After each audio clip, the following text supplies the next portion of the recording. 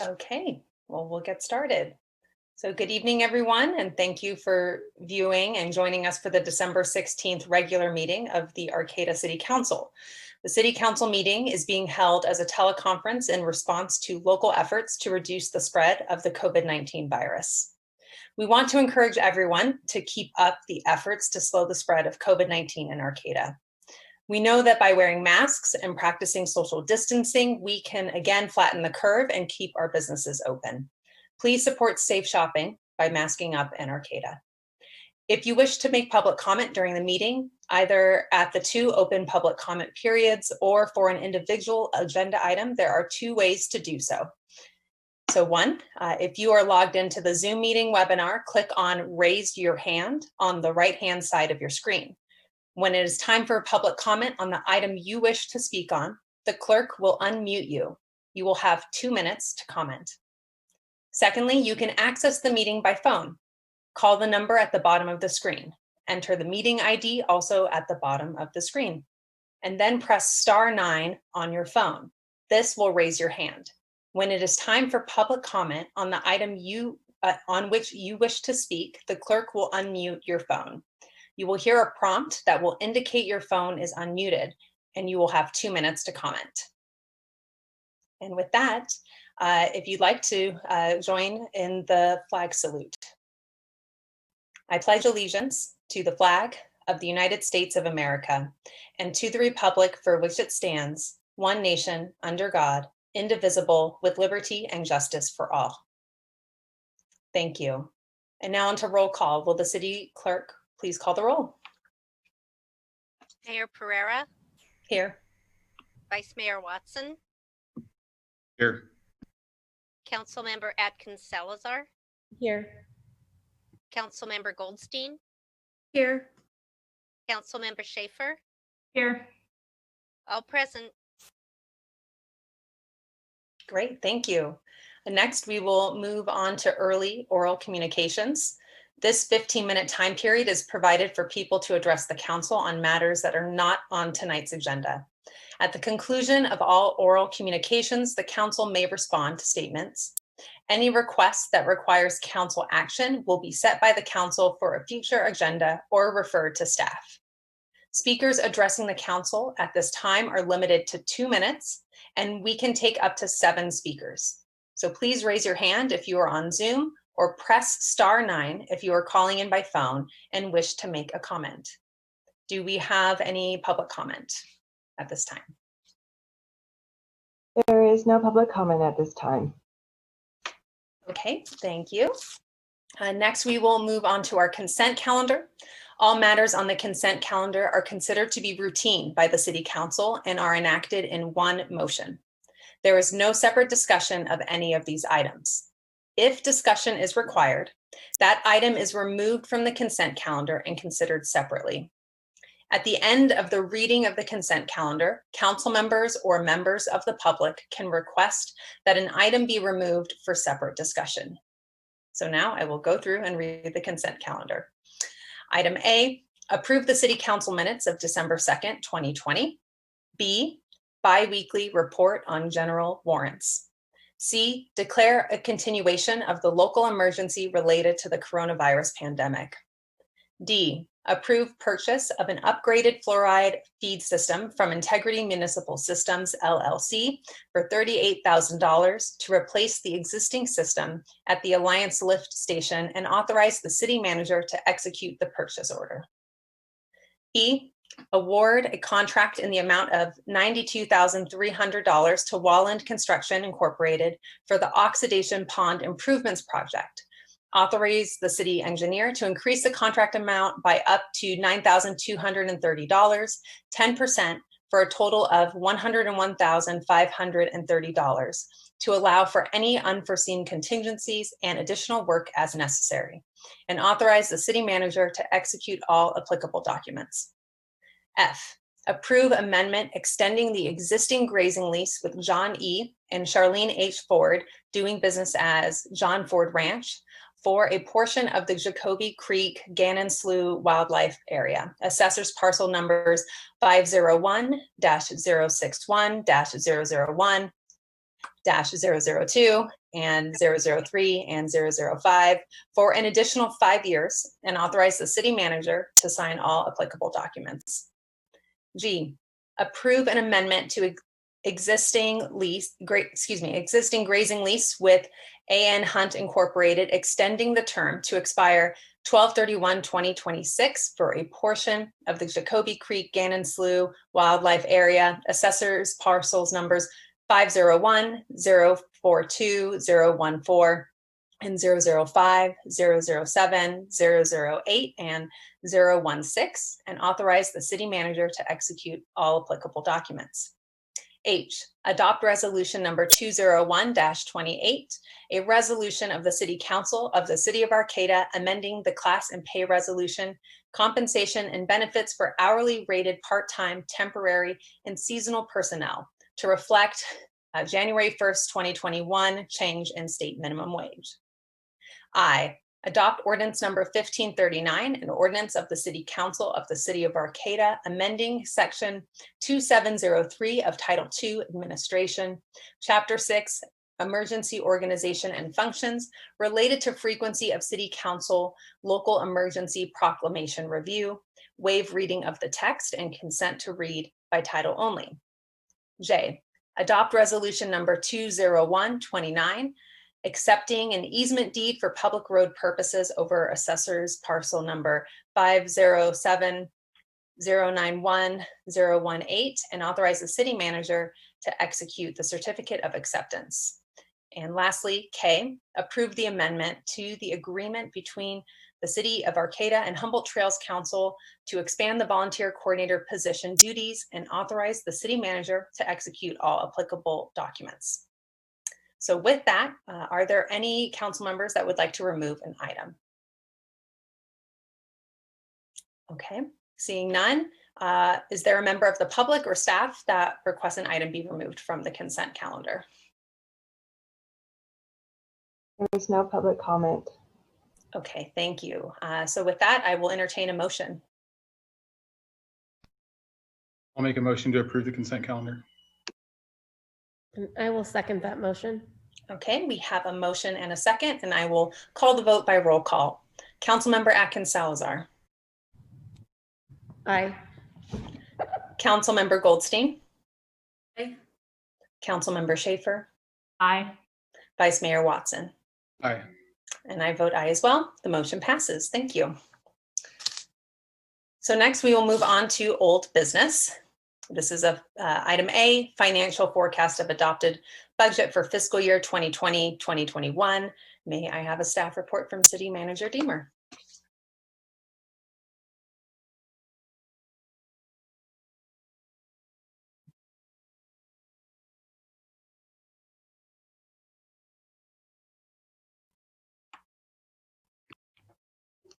I made it big before I shared the screen. I got lost in the presentation. So let's get us back to starting point. There we go. And I can see all of us too. All right. Good evening, Mayor and Council.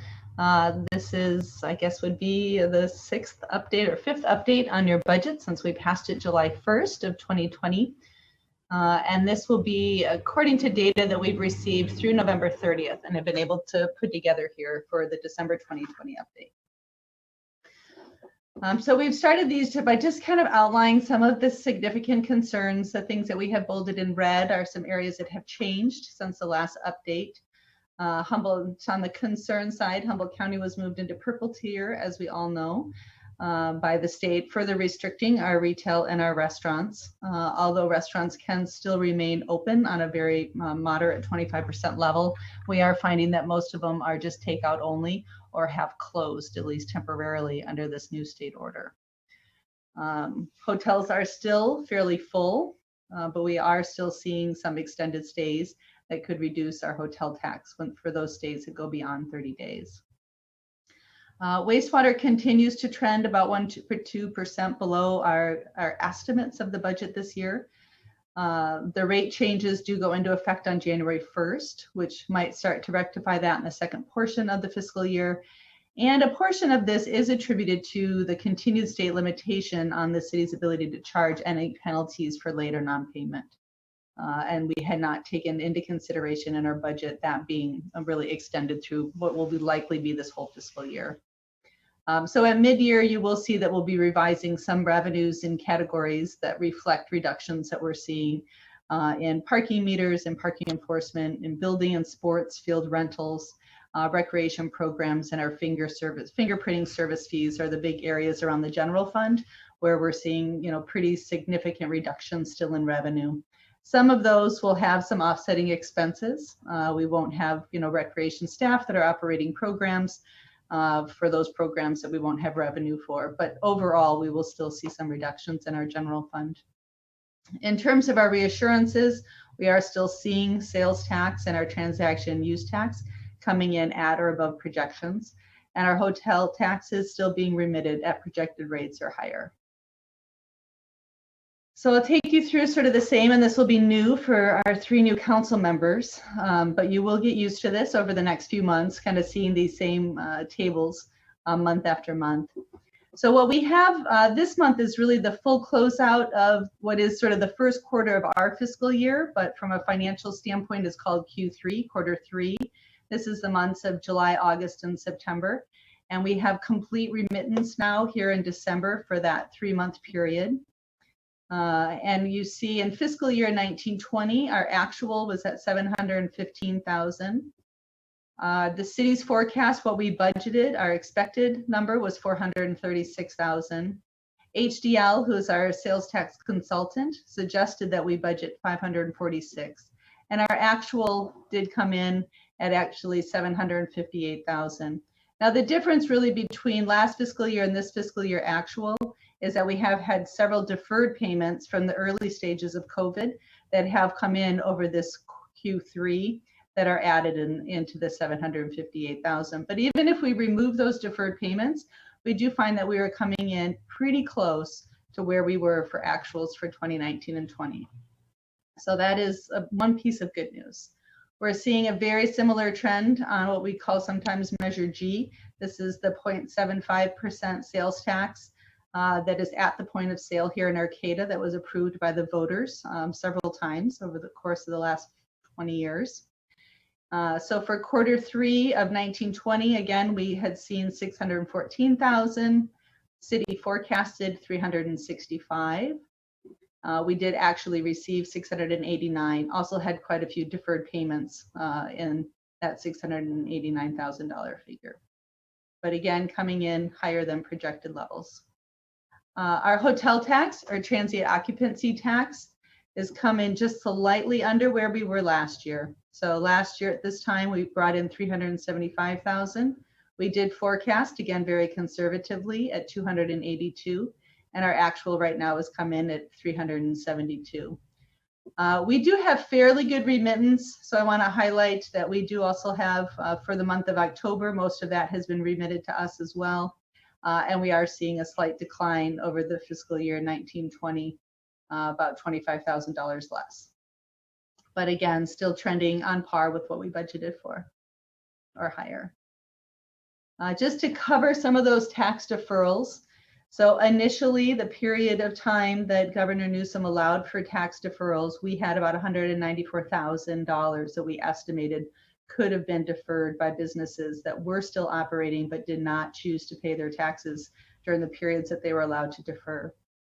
And through, at this point, we've received on the sales tax side, 44,000 of those deferred payments, and on the TUT side, about 57,000 of those payments.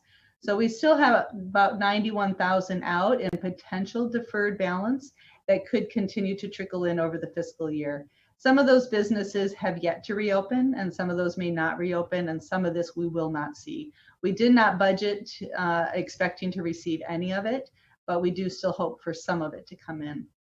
It is good to note at this point that just this month, Governor Newsom also approved additional deferral options for businesses.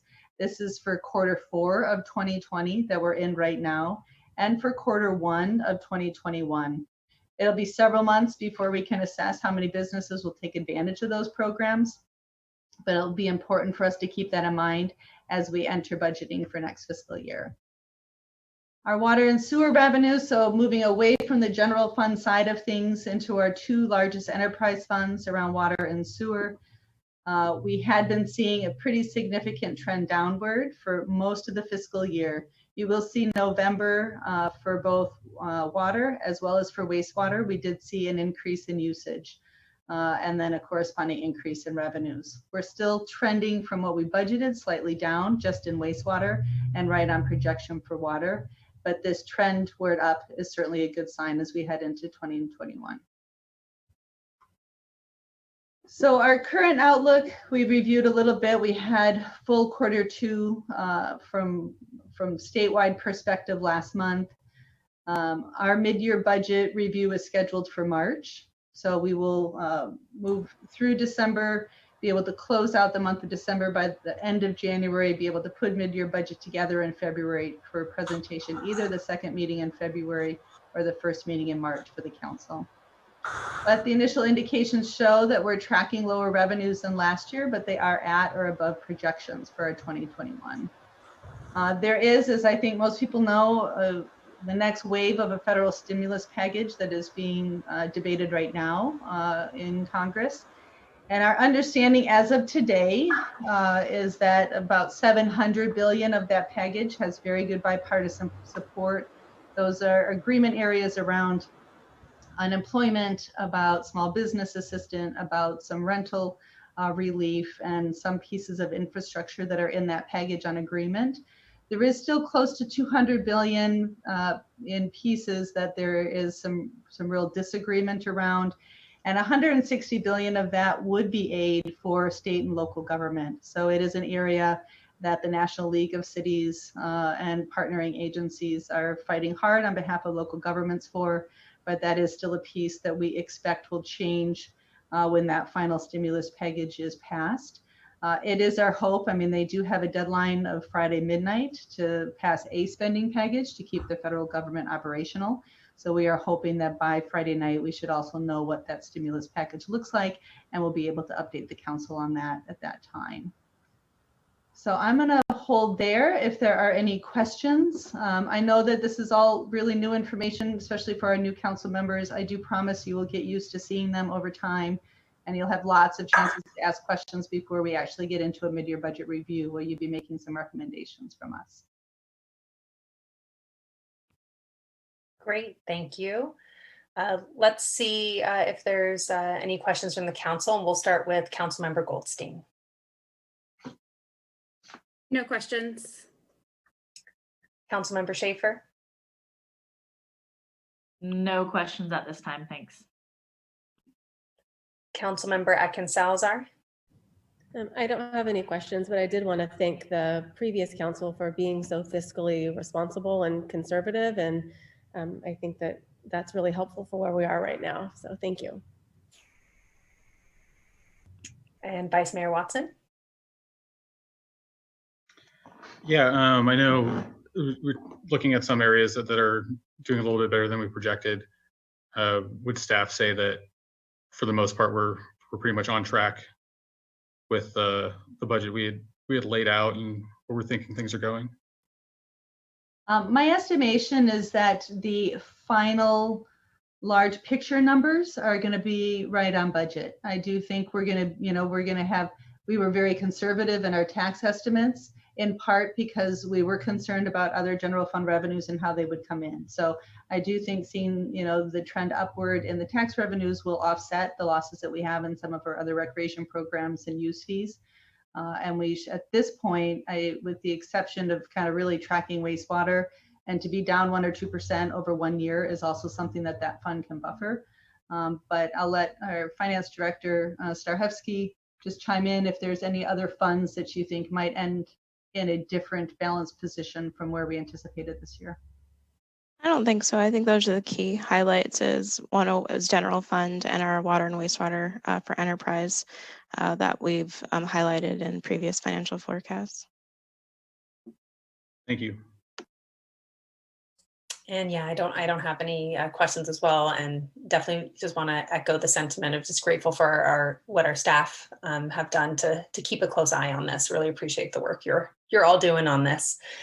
and giving the public an opportunity to see the progress throughout the year. So do we have any members of the public that would like to comment on this item? There is no public comment on this item. Okay, thank you. Let's see. So we aren't taking any action tonight on this item, but is there any further comments before we move on to our next agenda item? Feel free to just raise your hand if you have something to add. Okay, so we will move on to old business item B, adopt the mitigated negative declaration and mitigation monitoring and reporting program and approve the Arcata Wastewater Treatment Facility Upgrade Project. May I have a staff report from Environmental Services Director Andre, please. Good evening, Mayor and members of the council, and welcome to the new council members I haven't interacted with much yet. Goldstein, Schaefer, and Atkins Salazar. It's a pleasure to be at this point in the process of the wastewater treatment plant upgrade project. Tonight, we're requesting or recommending the City Council adopt the mitigated negative declaration and mitigation monitoring and reporting program and approve the Arcata Wastewater Treatment Facility Upgrade Project. The project has been through numerous review and presentations to the council, and I'll go into a little bit about the background of the project, but tonight, the step that we're recommending taking, the initial study and draft mitigated negative declaration is the CEQA document that outlines the project and potential environmental effects and outlines mitigation measures to make sure that if there are any potential environmental impacts, that they are mitigated to a less than significant point, and we have done that. We put this document out for circulation on October 26th, 2020 for a 30-day review period, which is standard for documents like this. On November 30th was to be the close date, but one of the trustee agencies, California Department of Fish and Wildlife, requested a little more time, so we extended the comment period to December 6th. And to date, the only comment letter that we have received was from the California Department of Fish and Wildlife, and it's attached in the packet. I apologize for the volume of the document that's attached in your packet, and we'll kind of walk you through a little bit of it in a moment. But so anyway, we addressed the comments from the California Department of Fish and Wildlife, I think, adequately, and what you have before you is the final environmental document that reflects the accommodation of the input from that agency. So this project, I should also say that tonight we have special project engineer Dobie Class is on call if necessary for questions, and environmental programs manager Emily Benby as well. This was a team effort. We had some consultants assist us with this document. I just wanted to thank especially Dilo Freitas, planner from community development, and Emily Benby for really dedicating the time necessary to do a great job with this. So why is this an important step in the process? We have a time schedule order with the Regional Water Quality Control Board to implement our improvements, and we also have a schedule for making sure that we can construct the project within a reasonable period of time. And the environmental document is a requirement for securing state revolving low interest loans for the financing.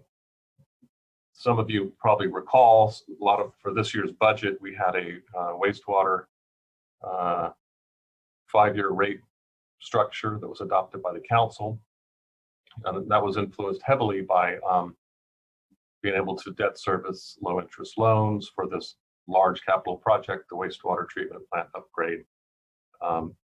So there's a lot of background that led up to that point. So anyway, once this is completed and hopefully adopted, we still have the permits that we're working on. Some are being submitted this week, and the permitting is another facet of getting the project ready for bidding and construction. So at a most basic level, this project is a pollution control project. A lot of it has to do with replacing aging infrastructure. And a lot of it has to do with meeting waste discharge requirements and improving the water quality discharge to Humboldt Bay. Some of our mechanical equipment is old and no longer performing as efficiently as it needs to be, and has reached the design end of design life.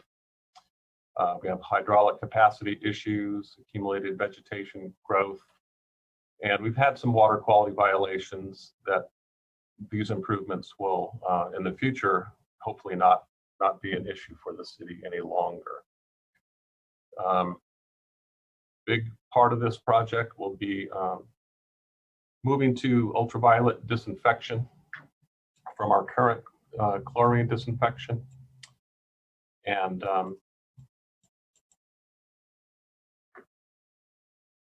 for being more cost effective, in terms of performance of the plant.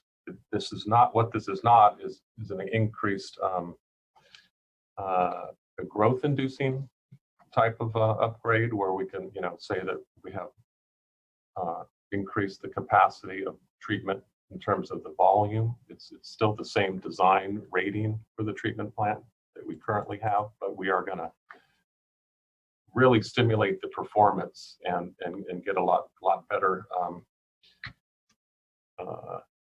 treatment capacity just from what the current design is that's been degraded over the years. A lot of this has to do with eliminating disinfection byproducts associated with the use of chlorine and health hazards associated with storage of large volumes of chlorine cylinders. And moving our discharge from Butcher Slough, the current discharge location, to we call it the Brackish Marsh or Brackish Pond Outfall 003, which we designed that location when we did our McDaniel Slough enhancement project, which was completed in 2012. Basically, to get more beneficial use from the discharge from our treatment plant through the complex of McDaniel Slough and Janes Creek and the whole wildlife area to the west of the Arcata Marsh and Wildlife Sanctuary. So in the initial study and mitigated negative declaration, there's a extensive, or I should say, very clear and robust project description. It's really important to get your project description clear. Everything flows from that. And I want to go over a few of the highlights. But before I do, I just wanted to mention that, again, this project gets us in compliance with state water quality requirements. It's consistent with the general plan. It's a capital improvement project that's approved in the budget by the city council. And although the total cost is about $66 million, and it's budgeted in activity 67 for the design, permitting, and construction, the plan is for a two-phased approach. And starting with phase one, and the improvements in phase one have the potential to inform the final aspects of phase two. And that could change the price tag, but currently our design engineer, Carollo Engineering out of Walnut Creek, 66 million is the price that we've kind of based our project on thus far. Well, there'll be a combination of grants and low interest loans and cash financing from the city's wastewater utility reserve that has been anticipating this project. So I'm going to shift quickly to share this screen.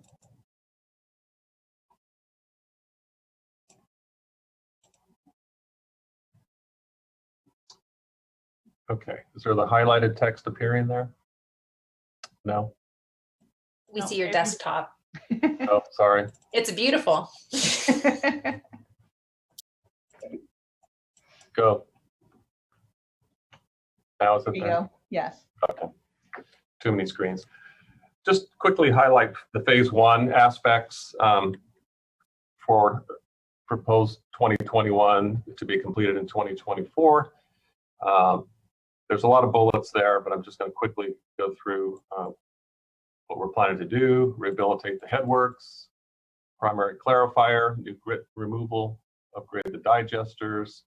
These are all, you know, old pieces of infrastructure that are overdue for replacement.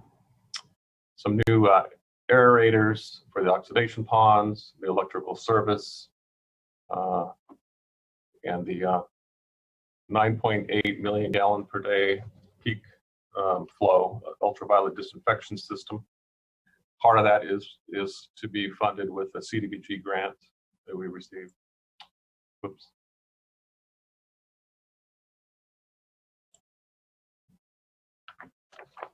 Excavation and recontouring of the outlet for Hauser enhancement wetlands, which is very clogged up and needs maintenance, and some new pumping stations at Hauser enhancement wetland, and some sheet pile baffles into the oxidation ponds.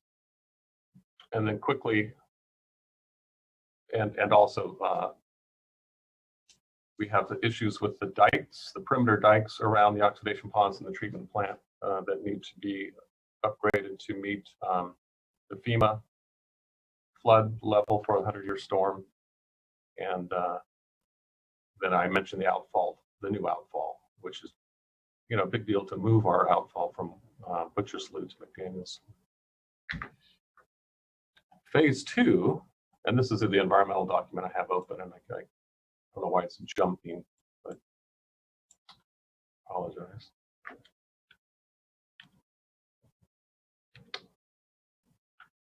Phase 2 involves an oxidation ditch, which is, they're just jumping again.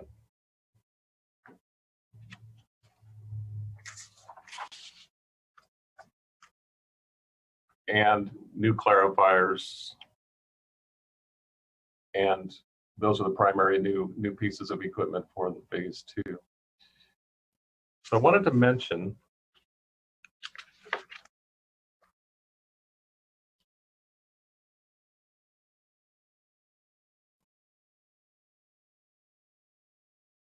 that this environmental document was sent to all the trustee and state agencies and circulated, and on the city's websites. Let's see if I can add this screen share.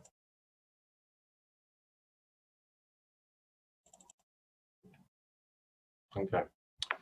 We have posted all the pertinent information. You're seeing the city's website now, I believe, right? For this project, including the environmental document, including all the background documents associated with it, and including the pre-design report, including the facilities plan, including the letter we received from the Department of Fish and Wildlife, maps, and a lot of technical studies that went into this project to date. So I didn't want to go over the project in too much detail, but I wanted to make sure I covered the basics, just to frame the issue. But the good news is this is an environmental enhancement project. Our environmental document reflects that and analyzed everything that's necessary, from cultural issues to archaeological issues to floodplain issues to hydrology to biology to traffic, noise, dust, and all the elements that are required within an environmental analysis. And the mitigation measures are in my opinion, will confidently take care of to make sure there's no environmental impacts. I think we're going to be surveying for any listed plant species ahead of construction. Just to highlight the Department of Fish and Wildlife's concerns that the existing tide gate at the brackish marsh is a muted tide gate, and they just wanted to assure that we weren't going to allow that to plug up for fish passage back and forth. And we won't let that happen. That's our primary exit point for the wastewater in the future. So that has to be open and functioning, and it'll be part of the daily inspection by our operators. And that's pretty much the summary I had. I wanted to just turn it over to Engineer Class and Emily Benby if they had any more to add before we entertain questions from the council or the public on this project.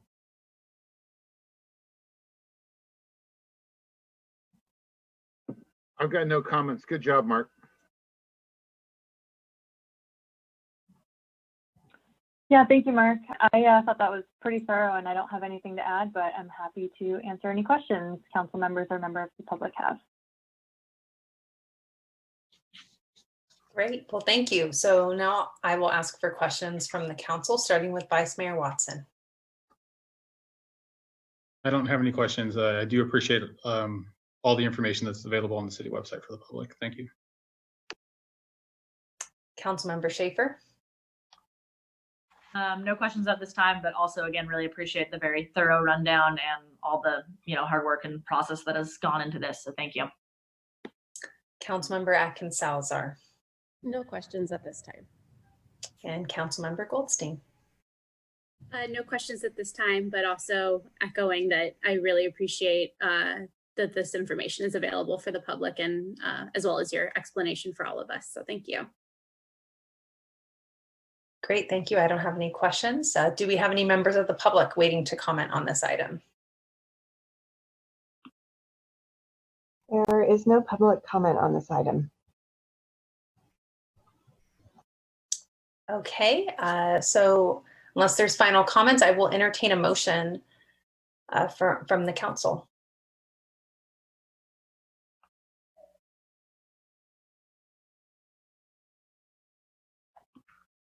I will make a motion that the council adopt the mitigated negative declaration and mitigation monitoring and reporting program and approve the Arcata Wastewater Treatment Facility Upgrade Project. I will second that motion. Go ahead. Sarah seconded. Thank you. Great, we have a motion and a second. So with that, I will call the vote by roll call. Vice Mayor Watson. Aye. Councilmember Schaefer. Aye. Councilmember Atkins Salazar. Aye.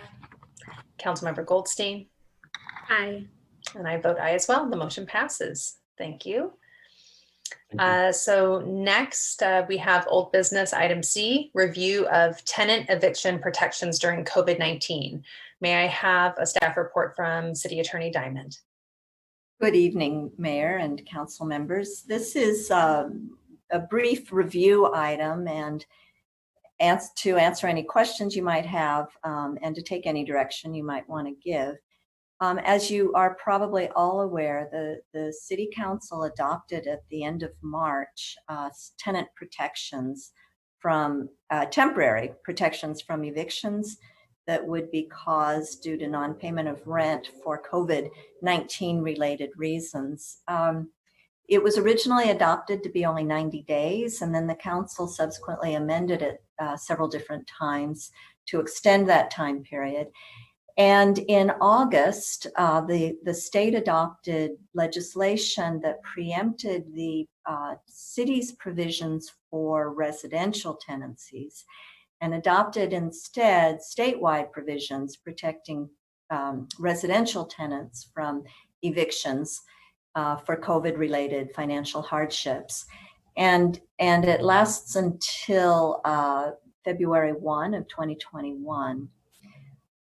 The council in September decided to extend the protections that it had already adopted for commercial tenancies. And those were extended until the February 1, 2021 timeline consistent with the state.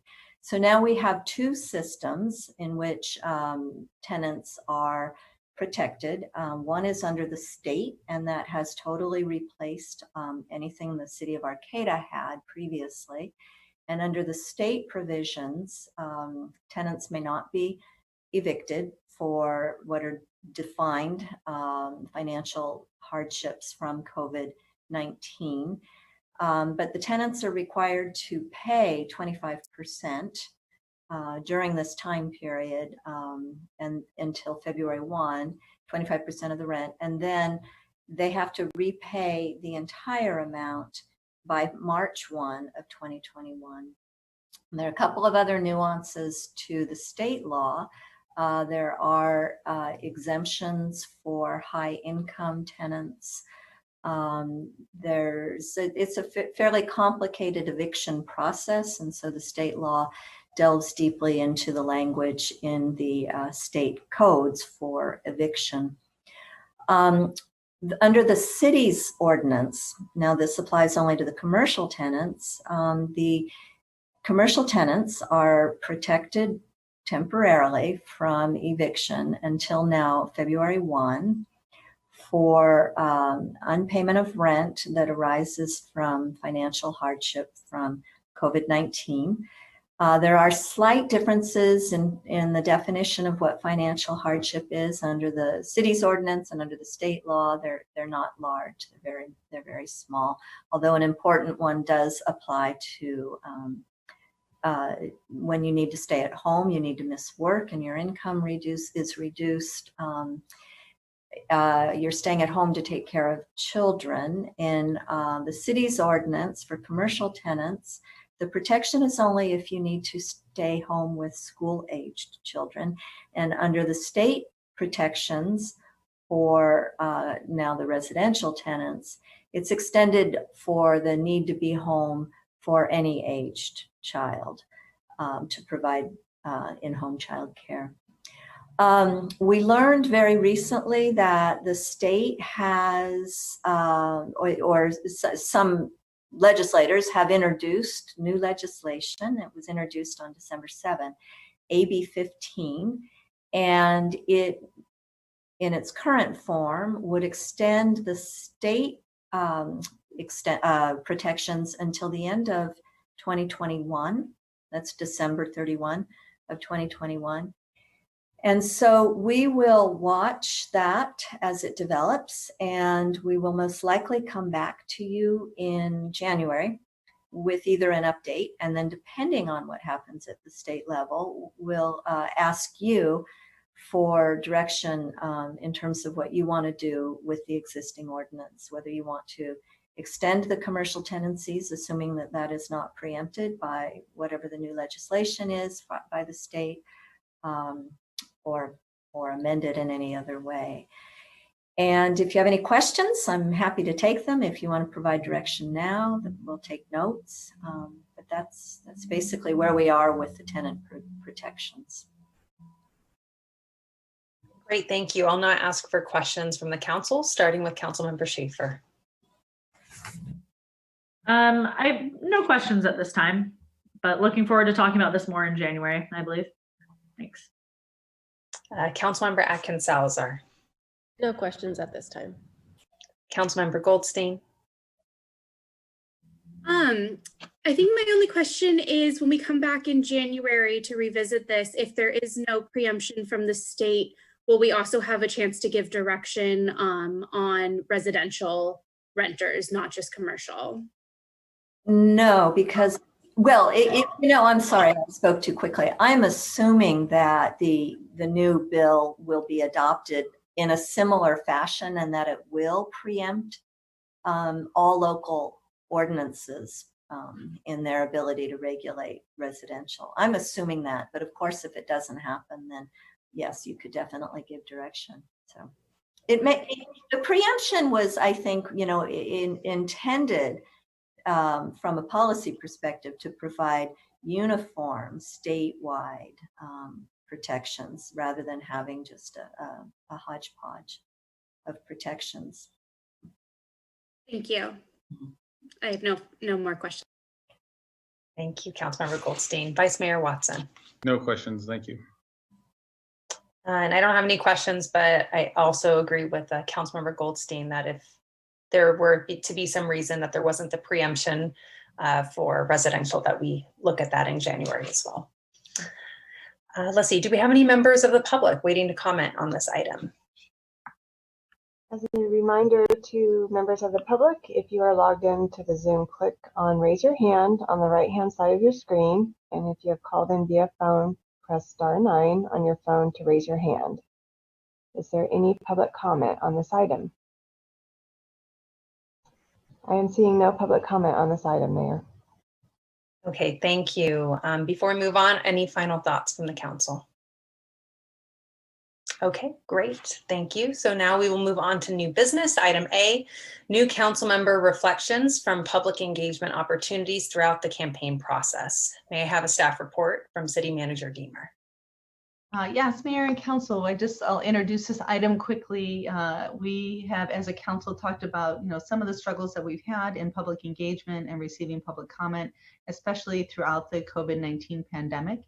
And we have historically found that campaigning brings in a lot of really diverse public input and reaches a number of people that never participate in other public forums. So we just wanted to have a little time and space on the agenda, not to put our new council members on the spot so much, but just while things were fresh, to share with staff and colleagues and the community just themes that arose from the public input that you received during your campaign process. And things that we should keep in mind and as we go into goal setting and budget planning for the next fiscal year. Great, thank you. Why don't we start with Councilmember Atkins-Salazar, and we'll go down from there. So I think one of the things that I heard the most about was housing, and it was two-pronged, basically just more affordable housing, and especially for first-time home buyers that are, struggling. They may have two incomes but still can't afford a home. So, different types of housing that could vary in prices.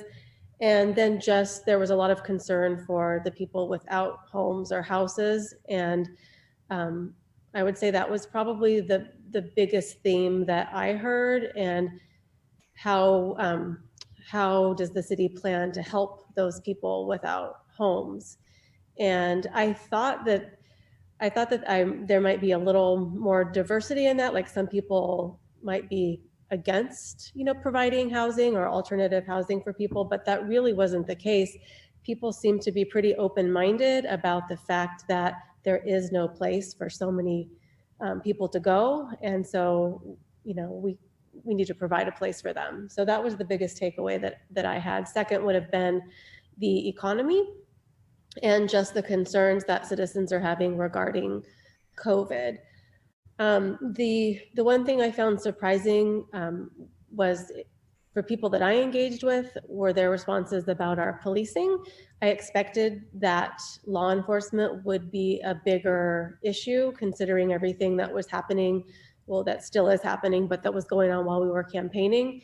But the people that I talked to for the most part felt like our police department does do a good job and isn't overly using their force. Try to put it into words. I thought, maybe it was depending on the demographic I was getting, because with my age and everything, I might be talking to different people, but I did talk to several younger people and people of color that really echoed the same thing. So I was surprised by that because I thought I was going to get a lot more enthusiasm for police reform, and there definitely is. Like for reform, I definitely got that, to make changes, but there was less of an outcry for defunding in the people that I ran across.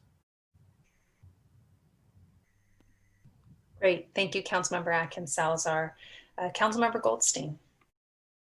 Thank you. I'm really excited that we're all doing this because I think the three of us really reached probably slightly different groups, some of the same. And I think it's really a wonderful opportunity to give voice to the people of Arcata and everything we heard. So I'm really excited. I have a long list, so y'all can tell me to stop if it goes on too long. I really tried to put things into like thematic categories because I had so many comments. One of the things that I will say is that a lot of the demographic I talked to was younger folks, being, I'm 26. And so I think that's just who naturally gravitated towards talking to me a lot. And so a lot of my conversations, because we're in a pandemic, happen virtually on Instagram. And so I tried to gather all of the responses that I've been getting over the last few months on Instagram. And then additionally, last night I put up on my Instagram, just so you all know, this is what we're talking about in the council today. Please let me know if there are like last minute thoughts you want me to incorporate. And I got a lot of responses. So people really do want to be heard. And so that is what I put at the first item I put on my list, is that people that I talked to were looking for a bit more transparency and communication from the city. They indicated an interest in wanting to engage and a desire to be involved in local government, but they found it hard to stay engaged and stay informed. And so I had some people bring up that like the website could be updated in some areas, although I think we saw earlier tonight, some projects are really well updated.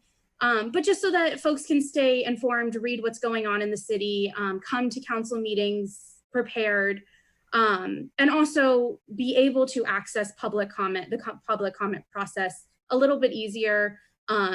Maybe we could put up on our website something to make it a little bit clearer, how to engage, but people really want to be engaged. I think they just need help bridging that gap because I think it can feel a little bit inaccessible. Echoing what Stacy had been talking about, housing was huge. Housing came up again and again in so many different ways. It's both an issue of COVID-19 and an issue that's always constant.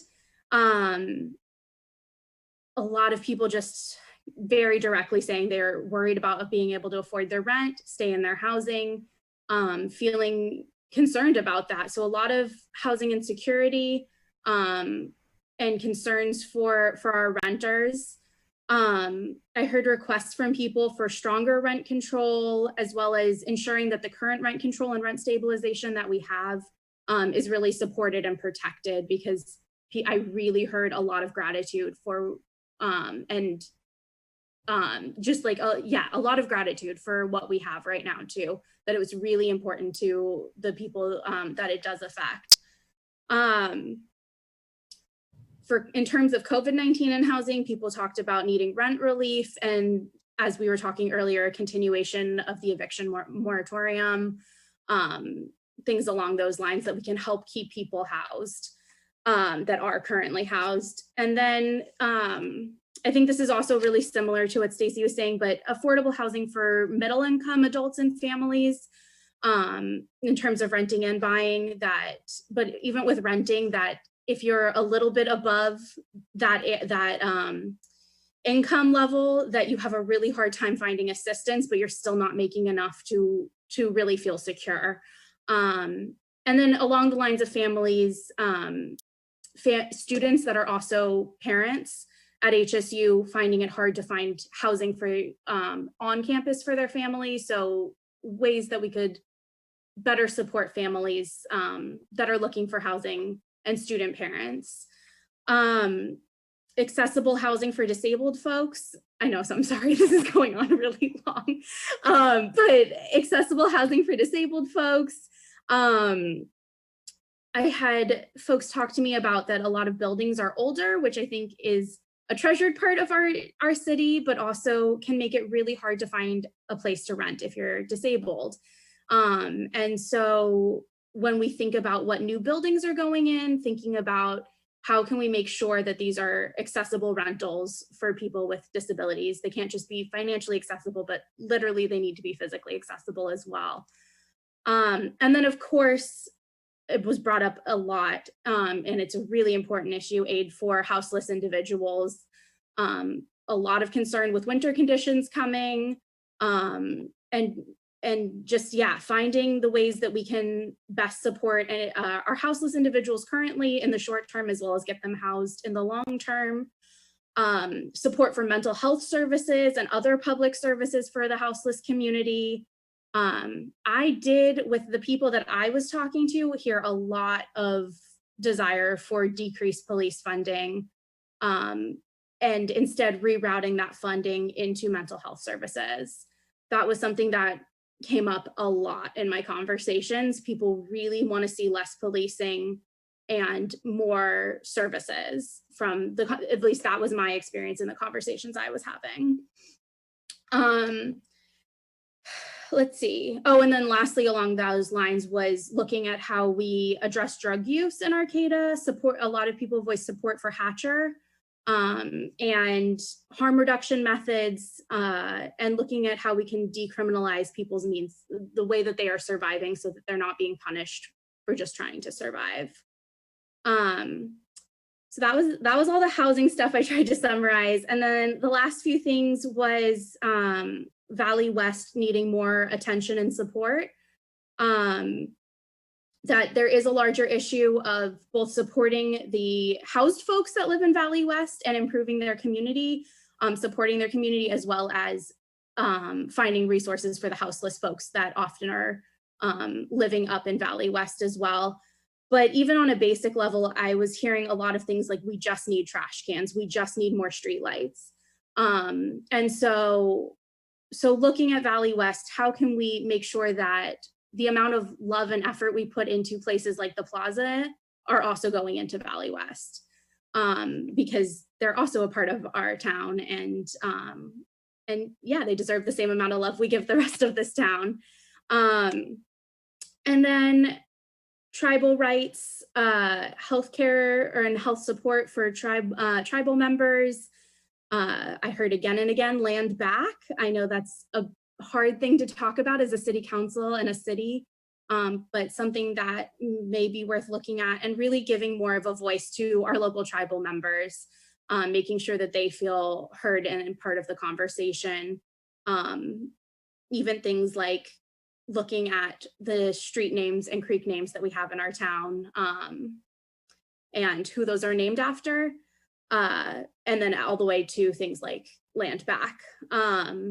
So those are, yeah, that was really a big one, as well as this separate topic, more support for our undocumented community, thinking about ways that we can make undocumented folks feel more supported and safer in our community, as opposed to feeling ostracized or attacked. I know we already have the first great step of being a sanctuary city, but where can we go from here? What's the next step we can take? Making things like the farmers market feel more accessible to undocumented folks. And then lastly, justice for Josiah. That cannot be left out. And it came up in so many conversations. It's super important. And yeah, we really have to pay attention to that and give it the attention that it deserves. So that was my long list. Thanks for listening. I'm sorry it was so long, but I really wanted to honor the conversations. People in Arcata took the time to be open and vulnerable with me, and I felt that I had a responsibility to relay that back out to you all. And so to everyone who was willing to share with me, if you're watching this, I just want to say thank you for being so honest and vulnerable and open with me. And I am done. Thank you, and never apologize for representing the people of Arcata. So thank you for that. Councilmember Schaefer. Okay, well, I'll quickly go through the list I have, but a lot of it really does echo what Stacy and Emily both have said already, and that we probably were talking to a lot of the same people and, making these connections. So I'll just go down my list that I made and just kind of echo some of these ideas. But definitely the one that I did hear come up the most was about addressing houselessness, and then also addressing the ability to offer more low income and that idea of middle income housing. I've been watching, the process of some of my own friends who are trying to buy houses for the first time, and even off of 2 incomes of people that are teachers that work for the state that have what should be a good paying job, still are struggling to find permanent housing in Arcata, which I think is a deterrent for a lot of, especially people that have just graduated from HSU, that are struggling to try to stay in this community and want to stay in this community, and oftentimes are not able to, just due to the fact that they cannot find affordable housing, they cannot buy a good starter home. And so looking at kind of like what Councilmember Atkins-Salazar was saying about that 2-prong of this more affordable housing for regular everyday people, working class people in Arcata, and then also addressing the issue of houselessness and how the city kind of plans to help that. And what came up in my conversations a lot about houselessness as well were addressing kind of the plaza space, and then also the various parked cars, parked RVs, and kind of makeshift camps in Valley West as well. And so kind of like the 2 spaces that I heard come up a lot were, yes, the plaza, and as Councilmember Goldstein was saying, we address the plaza a lot, and we have a task force about it, and we've addressed a lot of these problems, but we don't give the same kind of necessarily consideration to Valley West. And so things that I heard specifically about Valley West were basic things like, better lighting, public restrooms, and trash cans at all of the bus stops and throughout these areas, and more kind of beautification of that area as well. I know that there's movements going forward with Carlson Park. I had the opportunity during my campaign to just kind of be like, I haven't been to Carlson Park, let's go down here, and walked my dog around for a while, and seeing just the various homeless camps in that area, and just kind of how there's not really signage and there's really no picnic tables or ability to use that area. And so kind of this idea that I talked to a lot of people about was, it's kind of, if you plant it, it'll grow, right? If you make these areas spaces where people want to be, and where people are having activities and can, host a picnic, can, go play on a playground or have a soccer game, and you create these opportunities within these more disadvantaged communities, then people will use those spaces, and they will be used for their intended purposes most of the time. So that's kind of just what I generally heard about Valley West. And then also adding, in addition to that, is safer bicycle and pedestrian pathways that connect Valley West with the downtown area and the other neighborhoods of Arcata. I know that's been important in various projects going forward, to kind of connect these subdivisions and to continue that trail out towards West End and stuff. So people just want to see that be continued. And also, kind of promoting, the city has, promoted the idea of, not driving as much, reducing your carbon footprint. It's kind of consistent with people of Arcata's values to have these connections. So, and then last thing I will add, and this could be of the demographic that we talked to, but I also heard, similar to Councilmember Goldstein, that there should be less policing and more community outreach and services to low income and houseless and minority communities, and especially again within Valley West, because a lot of what the policing is taking place is of, these nuisance crimes, and of just, rousing various homeless camps and people and their vehicles to, move out of the area. But then, we're left with that problem of where do they have to go, right? And so being able to create, kind of an infrastructure that isn't criminalizing homelessness, and also, eventually moving towards creating a safe space where they can go, whether that be a safe campsite. And I know there has been movement with that with off of Boyd Road there, and, just continuing kind of these steps that the city has first started beginning to make it more just a better infrastructure for working with houseless individuals, connecting them with the resources that they need, and also providing them temporary safe space to go, and to not, be criminalized for the fact that they don't have a place to go. And so overall, and then the last thing I'll add is, I did talk to a lot of people just generally about transportation, and also pedestrian and sidewalk improvements. and overall just creating a safer and more kind of human-centered downtown area, and promoting kind of a reduction in car traffic around the plaza, especially during events, farmers market, and then also kind of addressing by widening these sidewalks, providing improvements to various sidewalks and pedestrian paths for the needs of disabled people as well. So I think that's all I've got, and definitely echoes a lot of what we heard already this evening. So thanks. Great. Thank you all for taking the time to relay and really try to encapsulate hundreds, if not thousands, of conversations that you had across Arcata. So really, really appreciate that. Let's see. Do we have any members of the public waiting to comment on this item? There is no public comment on this item. Okay. And then do we have any final comments from the council? Yes, Mayor Pereira. I just wanted to echo that with what Councilmember Schaefer and Goldstein both said. Valley West was also brought up a lot to me, and it really opened my eyes and made me look at things differently. So that was a consistent theme. And adding the mental health aspect to the police definitely was. I think although my demographic maybe wasn't, I feel like the term defund can kind of be polarizing. Some people are gravitate towards that, and other people that makes them nervous. But once we got beyond that term, most people could agree that they would like to see more mental health services, and that so to spend more money on that. So I do think we're all pretty much on the same page with what we heard, just kind of different how people go about relaying that information. And then also one thing that we forgot to mention, I don't know if the other council members heard this, but several people did bring up to me the dog park, and that was something that we wanted, a destination dog park for Arcata. So. Great, thank you. Any other final comments?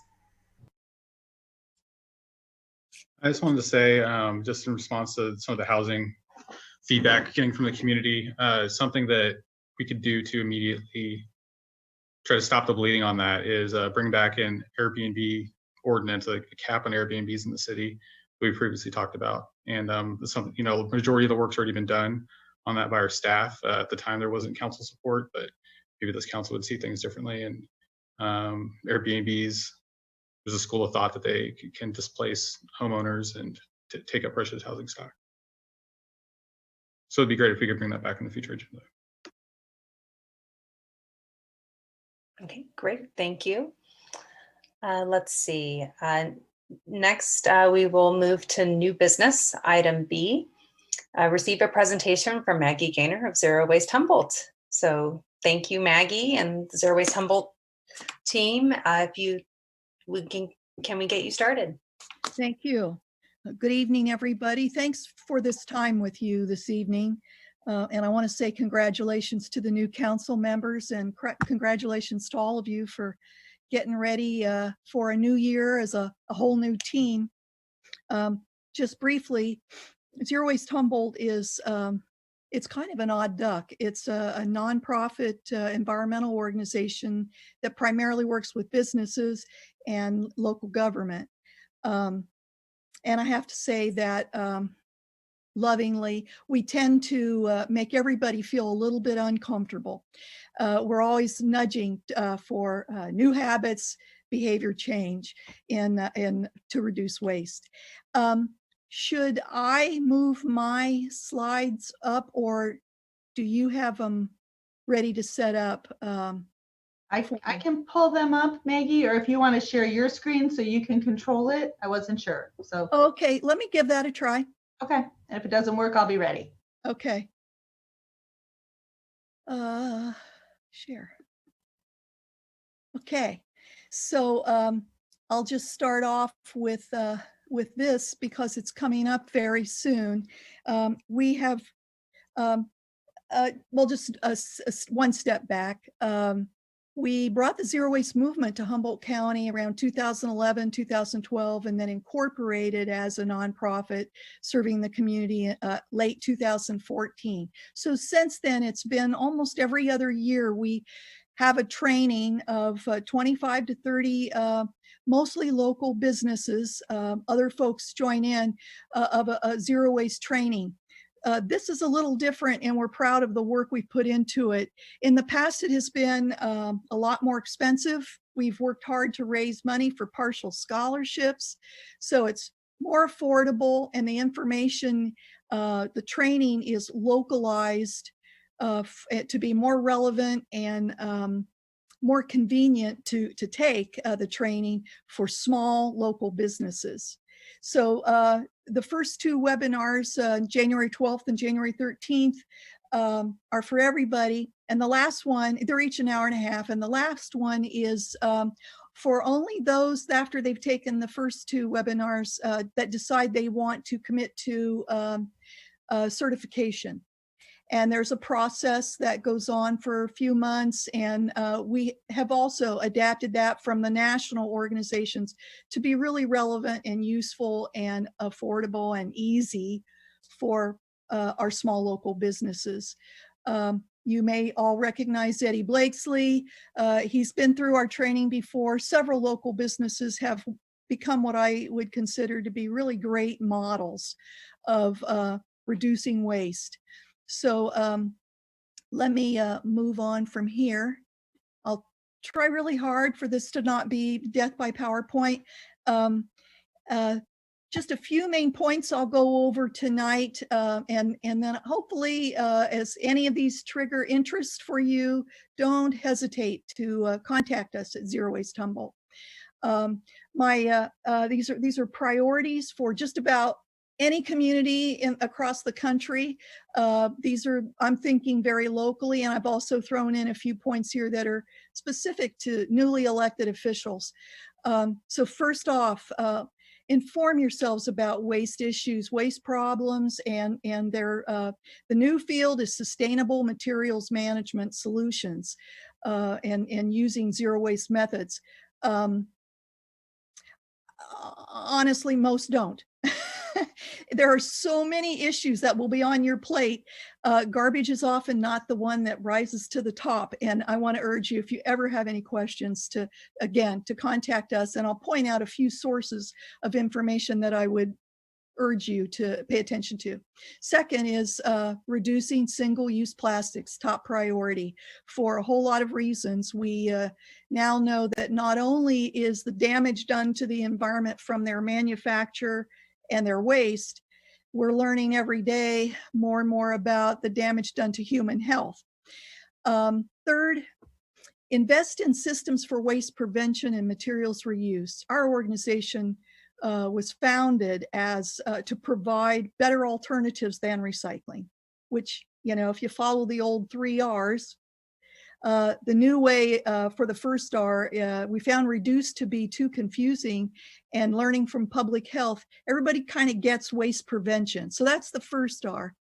If over the past 50 years we had invested just a teeny bit, a tiny percentage of the billions that have been invested in public and private in recycling systems had gone into waste prevention and materials reuse, recycling would be not in the weakened condition that it is today.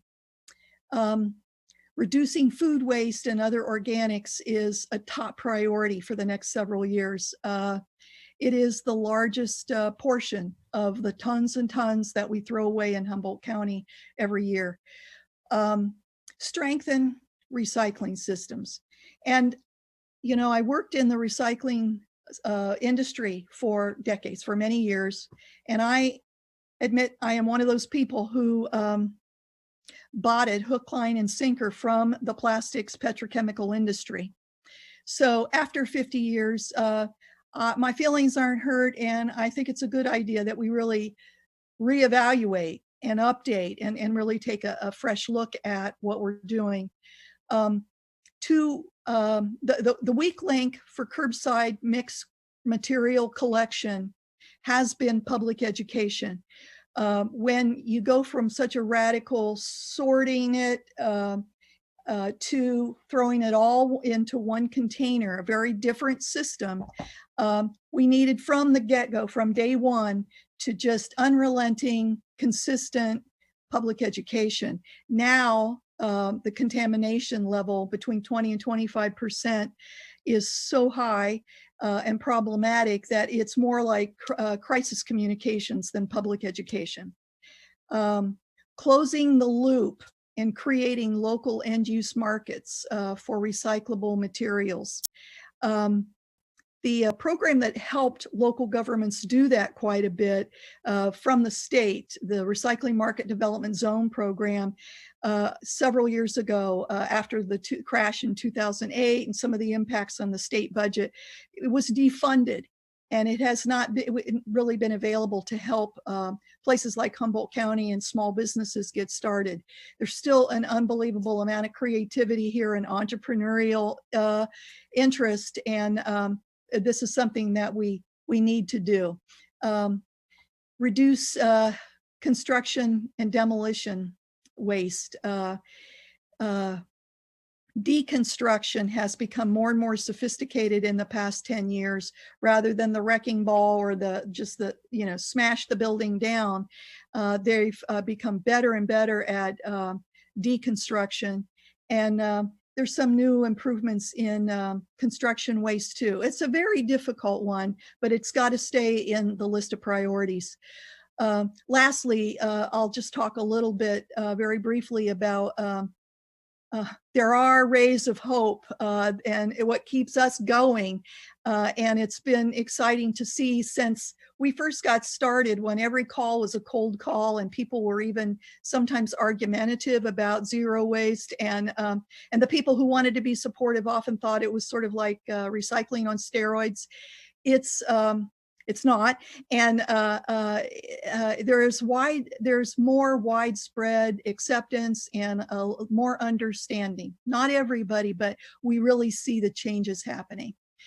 So these are my notes. I just thought I would show them to you as I speak. So plastics, recycling and composting have been used by the manufacturers of single-use products and packaging to convince consumers that they're good for the environment.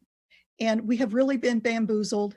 And all those years that I was working to promote recycling and with plastics, it's a kind of a hard pill to swallow. I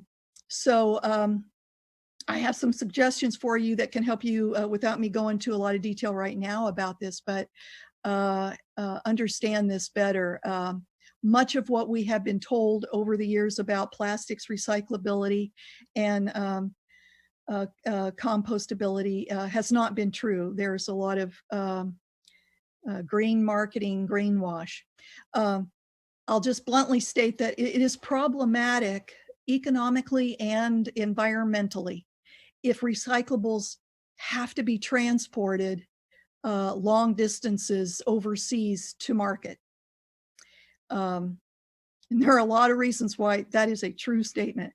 So compostable, biodegradable, bioplastics, all these different terms that the plastics industry has thrown around means that the plastics just break down into smaller bits into the environment. They will never disappear or miraculously turn into a rich soil amendment. And so the state has passed a law about microplastics. So there are a lot of popular misconceptions and things to do about them. The petrochemical industry's propaganda this year and misinformation really seized upon the public's fears about the spread of COVID-19. I've really put a lot of time researching this to be able to answer questions for businesses. And one of the problems is that many businesses have gone to the wrong sources for their information. You want to go to the CDC and USDA and EPA, Food and Drug Administration, your local public health environmental services department for the information, not necessarily the California Restaurant Association. And so Yeah, a lot of the research shows that of all the different surfaces studied, wood, metal, glass, cloth, many different kinds, guess which one the virus lingers the longest on? Plastic. So next, returnable, refillable, reusable systems are where the excitement and the new territory to move into is. They're far better for the environment than recycling and composting. Just last week, December 7th, a new report came out from Zero Waste Europe called Reusable versus Single-Use Packaging. They compared 32 life cycle assessments of 11 different types of packaging. The report reveals that reusable glass bottles produce 85%. Now, I'll reiterate, there's a system for reuse. It's the old return to returnables. So returnable glass bottles, that system produces 85% fewer carbon emissions than single-use glass bottles, and 75% fewer carbon emissions than plastic, and 57% fewer carbon emissions than aluminum cans.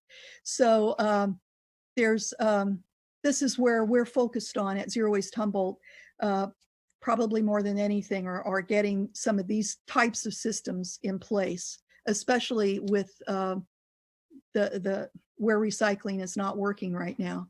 Waste prevention is our #1 top priority and requires upstream redesign, proactive planning at the point of purchase. And that means you and I when we get ready to go to the grocery store, and it means at the workplace if you're in charge of purchasing and communicating with suppliers.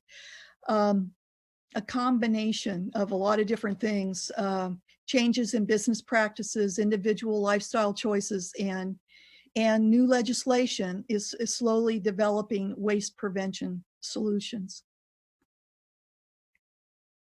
3 sources for you to inform yourself. Read your city's contract with your hauler. Ask questions about it, understand it. Read Arcata's Zero Waste Action Plan. Watch Plastic Wars, a really eye-opening PBS Frontline documentary. I'll tell you, and it's very current. It was released this year, March 2020. It's 54 minutes.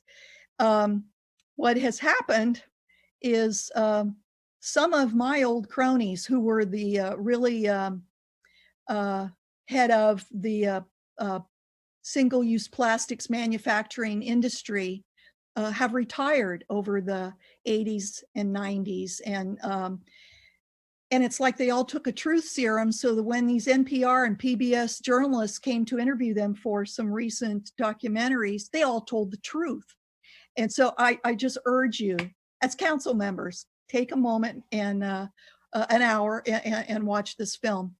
Recycling to reduce the high percent of contamination of curbside. I was just in a local task force meeting today with Emily, and they're just starting to talk about a more countywide effort to message the public about what is recyclable and what isn't recyclable.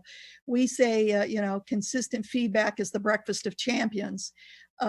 We need transparency in recycling operations and marketing. If you see a big container out in front of your grocery store full of plastic bags, I ask, hey, what's going to happen to all of this?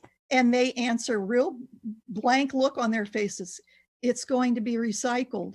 And I press further. They don't know what that means or where it's going. If you don't know where it's going, what the market is, and what kind of product it's going to be manufactured into, it's questionable if it's being recycled.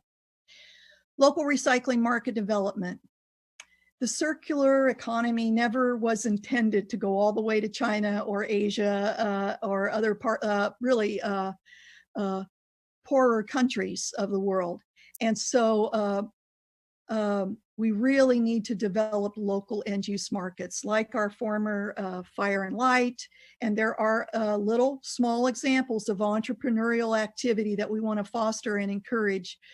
It really, using recyclable material, a local resource, they're not redwood trees, it's a secondary resource.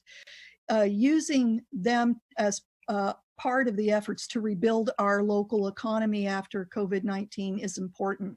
And Zero Waste Humboldt will be talking more with the Prosperity Network, our economic development professionals this coming year. Food waste, as I said, is a really significant percentage by weight of everything that we throw away in Humboldt County and nationally. And it is a national disgrace because we throw away so much, and then we have so many people who go hungry. The city has done a lot, and has Emily worked hard and got a grant funded. I think that food waste reduction project has been, like so many things, the effort has been disrupted by this past year in COVID. And then lastly, construction and demolition debris. Some of the new efforts of modular construction, new efforts in deconstruction, some of the equipment they're cherry picking so they can bring down a building more and more efficiently and more cost effectively. Monitoring and enforcement is difficult in that field, but it should remain priority. This is just a quick graphic. People are making the shift. It is becoming more and more normal. It's what people do now. They're shifting from something that was a habit that was single use to now a habit that was reusable.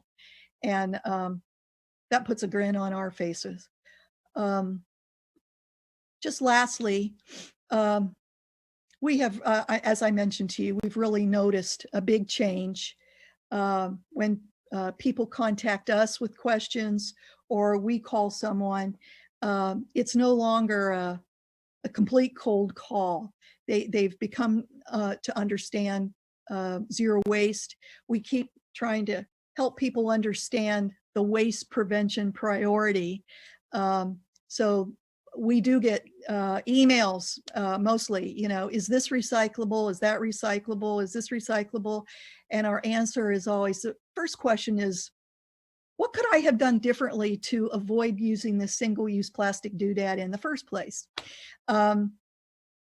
One quick example is we have a refill, not landfill network. Arcata is one of the local governments participating. We worked hard to raise a bunch of money to buy 10 water bottle refill stations and got local government partners, 2 high schools, and the rest are all local governments, mostly in Parks and Rec buildings. And this is a good example because it's not always easy to measure your progress. Every one of those has a clicker, a counter. And so once a year we check in. This year was not a normal year, but what we have come to learn is roughly 50,000 single-use plastic water bottles are avoided in Humboldt County every year from our waste stream because people are using those. We have legislative action, a little bit at the national level. More is coming at the state California level. And we may from time to time contact Karen or council and say, we really want you to, as a city, send in a letter of support for this particular legislation.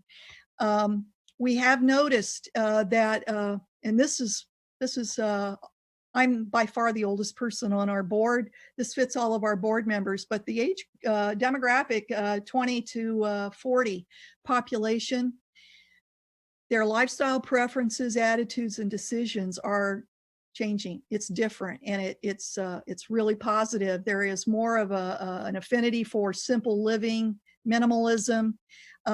The whole thing of do-it-yourselfers, repair stuff and give new life, new use for something you have has become more and more popular. I'm hoping we'll do everything we can to keep that going.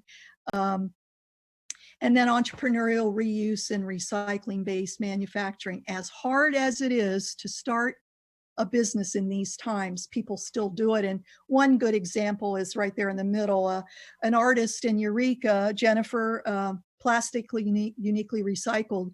She takes large quantities of pill bottles from all the pharmacies and makes them into jewelry. So that's just a real rapid fire main things to look for. If you have, I've listened to you talk about you're touching base with or getting input from the community as you campaigned for your seat on council.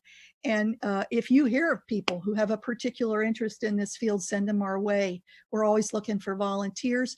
And we hope that within the next, well, I'll say within the next 6 months, we'll be hiring. And that will be exciting for us. Any questions for me? Thank you, Maggie.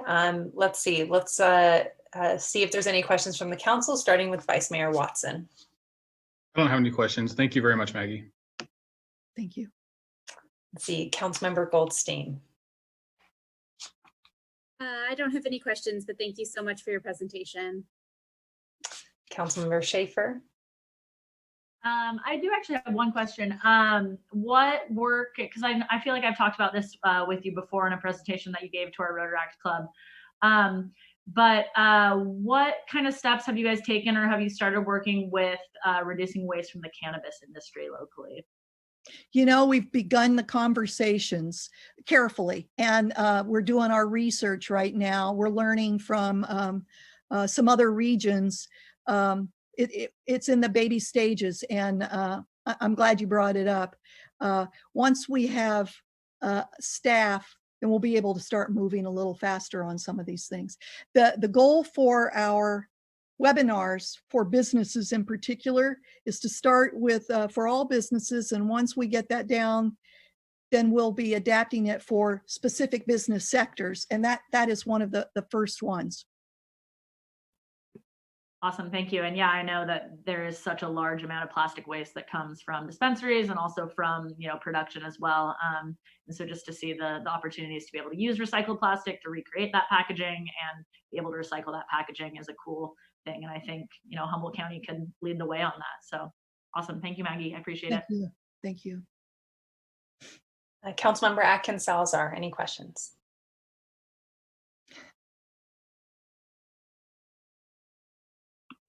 Sorry, having technical difficulties.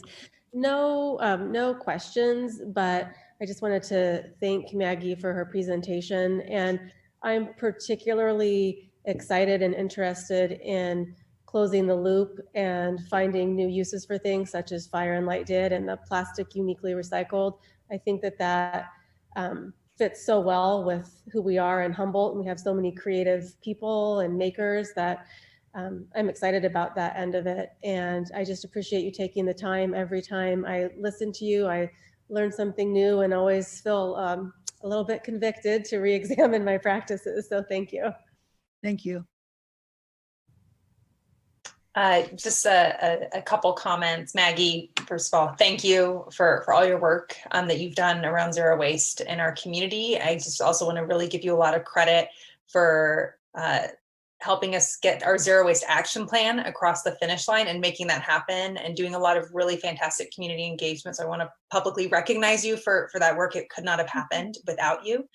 And then just as a representative serving on the Humboldt Waste Management Authority, I did want to let my colleagues know that we are doing a waste characterization study that is currently in progress. And I believe later this spring, if not early summer, we'll have some more information about what that looks like, and hopefully that'll inform some future programs at a regional level that hopefully Zero Waste Humboldt will be a part of. So I just wanted to give that update to the colleagues that there's definitely opportunities for us to be paying close attention to this work.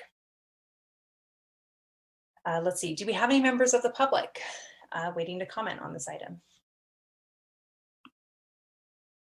There is no public comment on this item. Could I make one more point? Yeah, go ahead.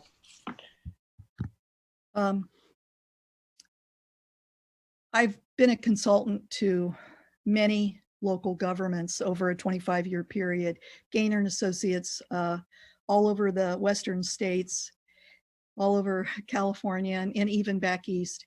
And every time I would come home and I would think how grateful I was for the city of Arcata and its staff. And I hesitated to say this because I don't want to cry.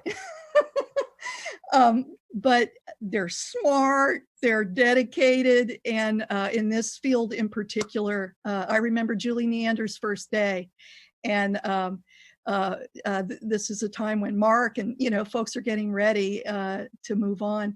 Emily, you've just got a great staff, all the support staff, and I'm just really sincere that it's a great local government to work with, both as a consultant and as an activist in the community. Thank you, Maggie. No, our staff really do a stand-up job on this work, so thank you for recognizing them as well. Okay, any final comments from the council? Okay, let's see. So next we have oral and written communications. This time is provided for people to address the council on matters not on the agenda this evening. Please raise your hand if you are on the Zoom webinar, or press *9 now if you are on a phone line and you would like to make a public comment. Speakers are limited to 2 minutes. When it is your time for public comment, the clerk will unmute you and invite you to speak. Do we have any members of the public wishing to speak at public comment? We do not have any public comment. Okay, thank you. Now we will move on to council and staff reports. Item A, report by Director of Community Development, Loya, on the state requirement for vehicle miles traveled, VMT, to be used in California Environmental Quality Act CEQA review. I'll turn it over to you, Director Loya. All right, thank you. Good evening. I'm David Loya, the Director of Community Development, and I'm presenting with Joe Mateer, our Senior Planner. First, I wanted to welcome new council members Atkins, Salazar, Schaefer, and Goldstein. Looking forward to working with you all. And tonight we're going to be presenting a sort of high-level primer on vehicle miles traveled. Before I get started, though, I want to make sure that we set the next date for Maggie to come back and talk to us in particular about what a great staff we have. That was very nice. Thank you. I am going to try and start my PowerPoint. Sometimes this works. Can you see the, excuse me.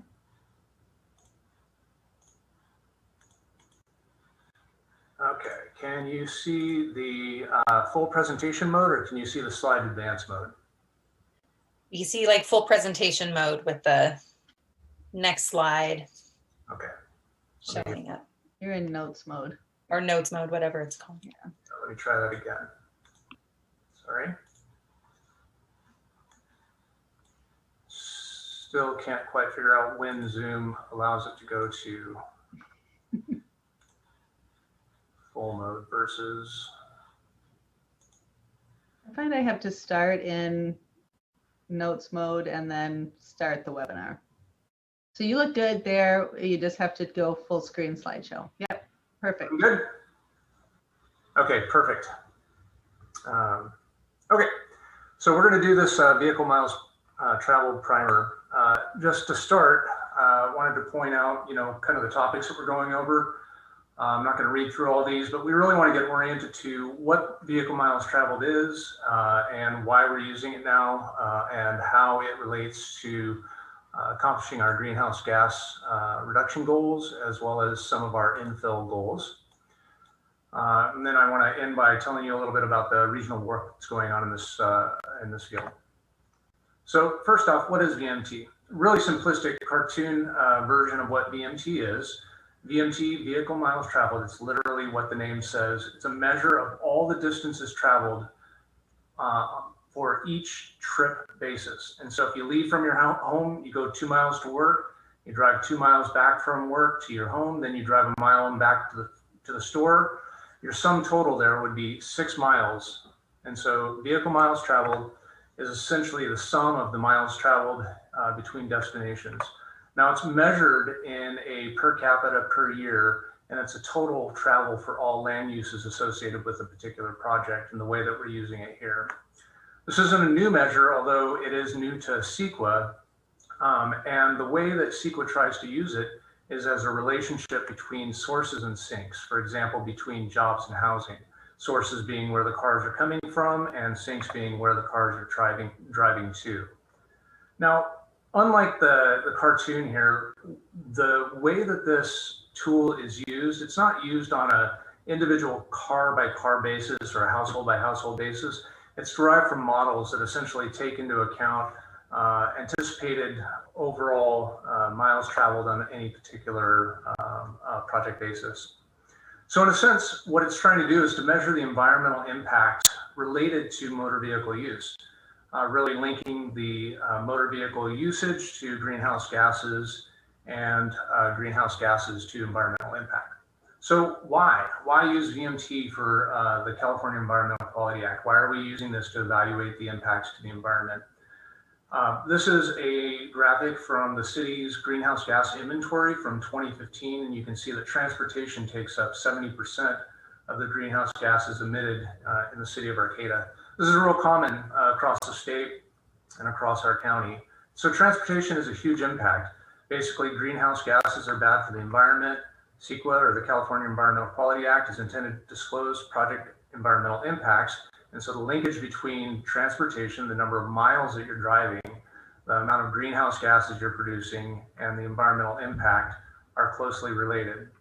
There are several bills that were adopted over the course of the past 10 years that essentially said, look, we need to bake vehicle miles traveled into CEQA to use that as the basis for environmental impact. Whereas before we used the level of service. Level of service, and Joe's going to get into a little bit more about this, but level of service is essentially a measure of how long do you have to wait? How inconvenient is it for you in your vehicle? And the result of level of service is to speed those wait times up. That runs exactly counter to impacts to the environment related to vehicles traveling miles. So level of service puts more vehicles on the road to make things quicker. And so really in the legislation that developed this law and also in the state executive orders that have come out, there's a clear linkage between vehicle miles traveled, greenhouse gas production, and jobs, housing, and services balancing. And a lot of that balancing needs to be done through land use regulations. Land uses are regulated by California Environmental Quality Act, and so that's why we bake this in. When you have an impact that results in higher vehicle miles traveled than a threshold, then that's considered a significant impact on the environment, and you have to adopt mitigation measures. We'll talk a little bit more about those in a moment.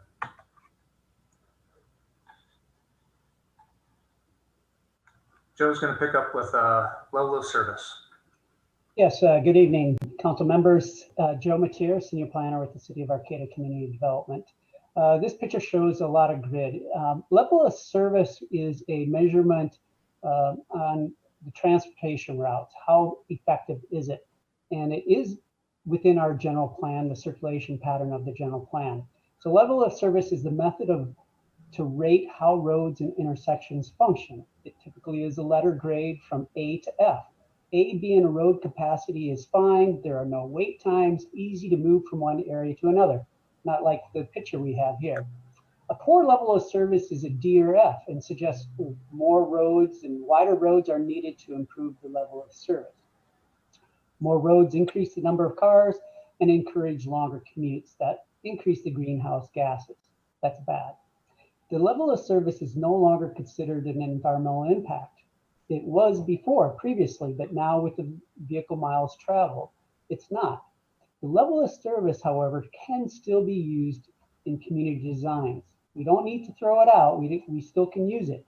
We can use it when we look at our transportation improvements and how they're located, where they're located to other land use activities, such as housing or commercial development.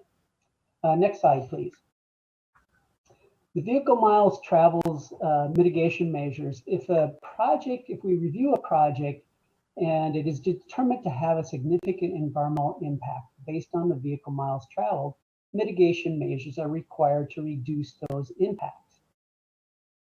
Mitigation measures need to reduce the vehicle miles traveled, and they can include new bus routes, bus stops, or increase the frequency of routes.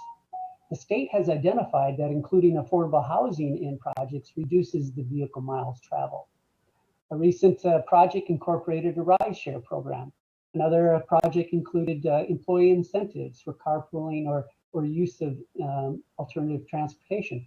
So those are ideas that were incorporated into the project that could reduce the vehicle miles traveled based on the project itself. Next slide, please. Challenges with rural vehicles miles traveled. Many impacts and mitigation measures affect urban and rural communities differently. Some of the differences are related to how to evaluate a project's impact on the vehicle miles traveled and how to mitigate those impacts. Most existing models are based on urban and metropolitan areas. Rural land uses are not clustered as much. There are some retail items not available in Arcata, and our citizens need to travel outside that area for those items. A new project that minimizes the need to get in a car and travel to get those items could lower the existing vehicle miles traveled, or improve the transportation in the area, lower the greenhouse gases. So not all projects are going to be need to be mitigated. They can actually assist in us meeting some of the statewide goals and local goals of reducing greenhouse gases. This slide, the previous slide, I was just going to show that the urban area, the green area, is kind of the core where a lot of the goods and services are available. That's your high density, so employment opportunities are, housing is located. So a new project in that green area is most likely going to have low VMT impacts. Whereas on the red, the outside, the periphery of it, projects will more likely than not increase the vehicle miles traveled. Now that's not always the case. As I said before, is that it's possible a project could reduce those miles traveled. Yeah, I'm going to go ahead and pass it on. The next slide is yours, Director Loya. Okay, thank you.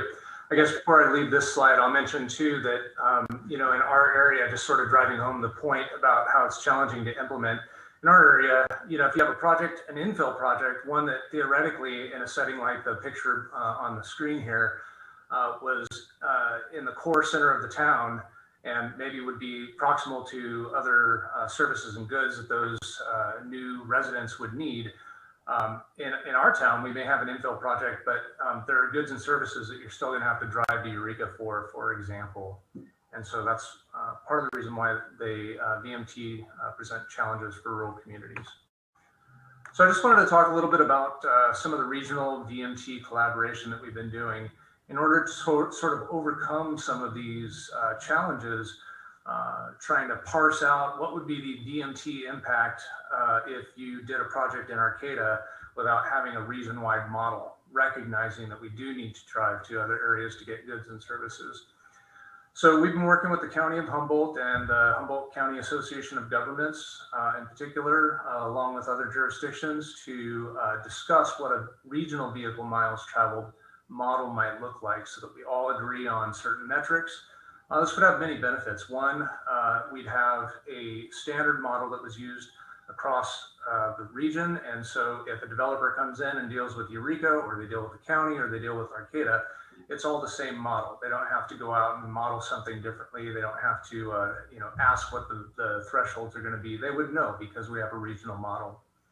Number two, when it comes to the mitigation measures, whether it's an alternative transportation associated with the buses in the region or trails, if we had an integrated system of mitigations that was county-wide, region-wide, as a project came in and if it was subject to those mitigations, we would have a plan of action for how we'd implement those region-wide.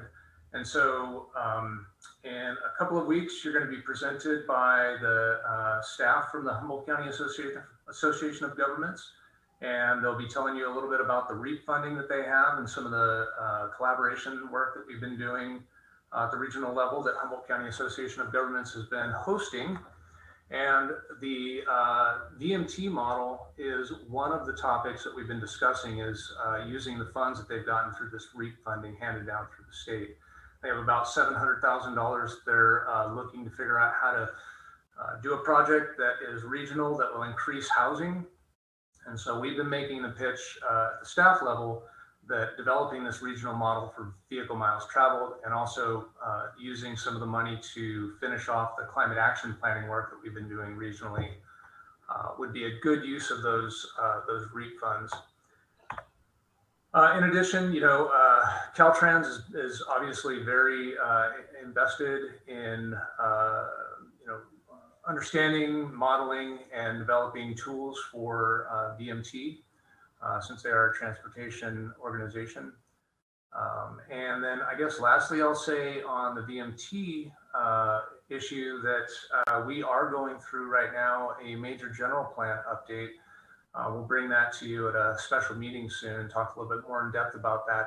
But this VMT collaboration work that we're doing, if we can get a region-wide model, that'll really help with our general plan update and being able to assess the impacts of the next 20 years worth of growth based on those models.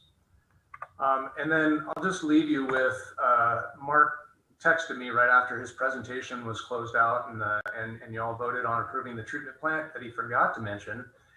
He'd like to extend an invitation to each of you to come take a tour of the wastewater treatment plant. And so here's his contact information, and you can reach out to him. Oh, here's his phone number, and he'd be happy to take you on a tour. So that concludes our presentation. If you have any questions, we'd be happy to answer some, and I think there may be some public comment as well on this item. Great, thank you both. I will now ask for questions from the council, starting with Councilmember Atkins Salazar. I don't have any questions at this time, but thank you, Director Loya, for all of that information. Councilmember Goldstein. No questions at this time, but thank you so much. Councilmember Schaefer.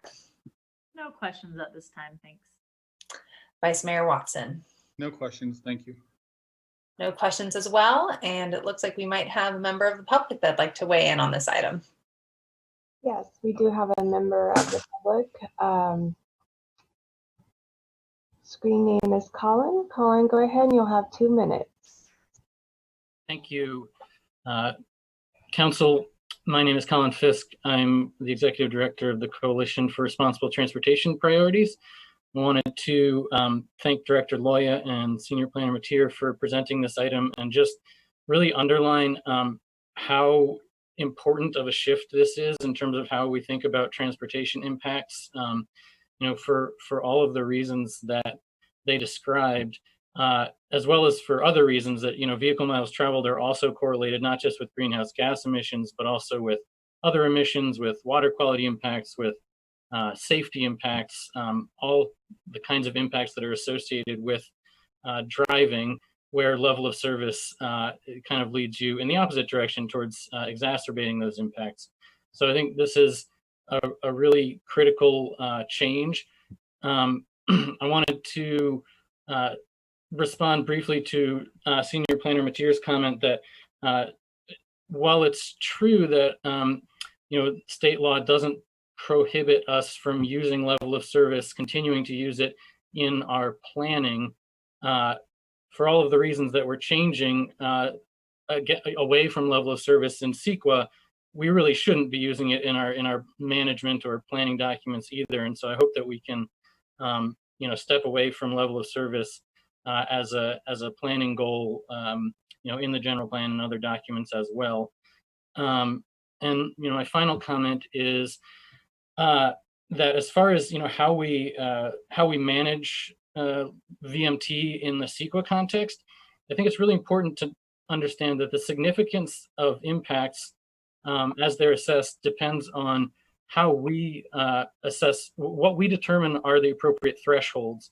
And if we set those thresholds based on existing VMT per capita in Arcata, then I think we can make appropriate mitigations necessary, as opposed to setting them on a county-wide basis, which will make it look like nobody living in Arcata has significant VMT impacts, which is really not accurate because we're not setting the appropriate comparison. So I talked quite a bit with Director Loya about this, but if anyone has any other questions or things they want to talk to me about, I'm happy to do that too. Thanks.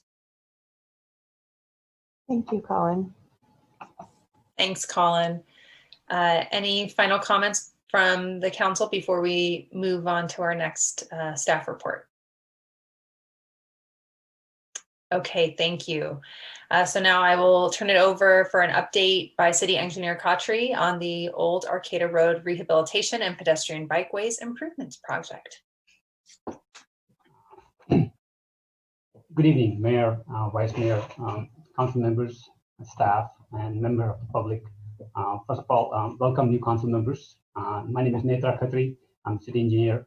I will just be giving you a quick overview and update on the Old Arcata Road project. Let me share my screen so I can start doing the slides. Okay, so are you able to see my screen? Or You're good, Netra. Yeah. okay, thank you. So as you know, maybe not all of you, Old Arcata Road is one of the major capital CIP projects for the city. City has been working on this project for a while.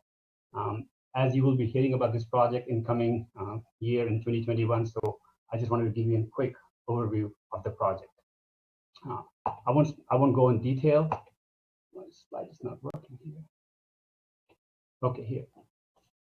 I'll just go over quick project history, how we got here. I'll just go over what project involves, what is the current status of the project, and what is the project timeline, and what all steps we need to take to complete the project. So project history, how we got here.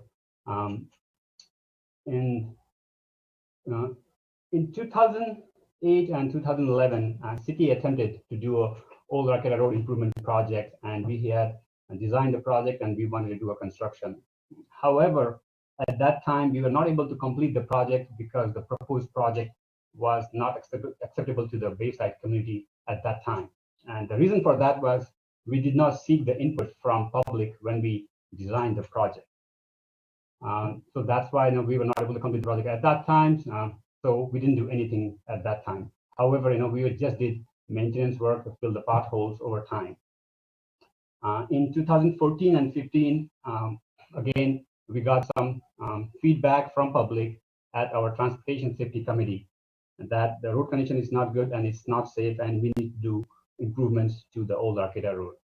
So we got a recommendation from staff and the Transportation Safety Committee, and we allocated some funds to do the project or restart the project.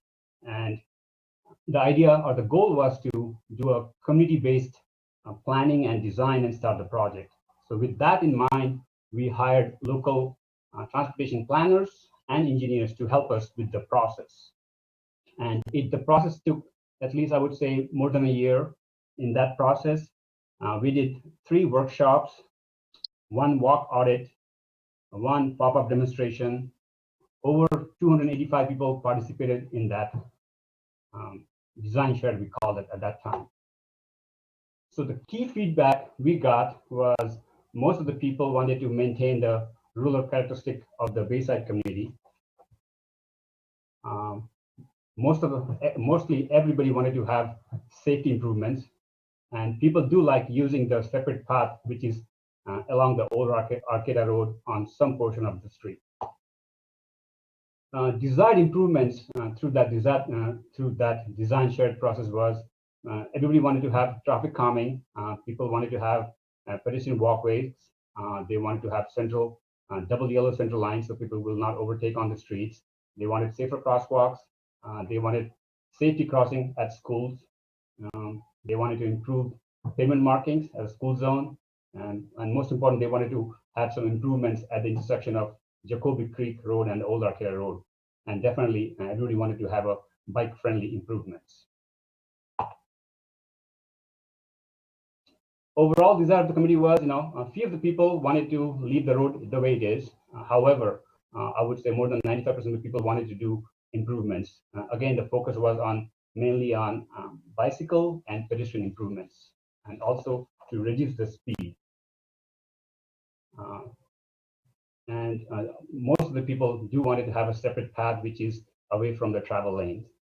And also, there is a Jacoby Creek School along the road, and they wanted improvements in front of the school.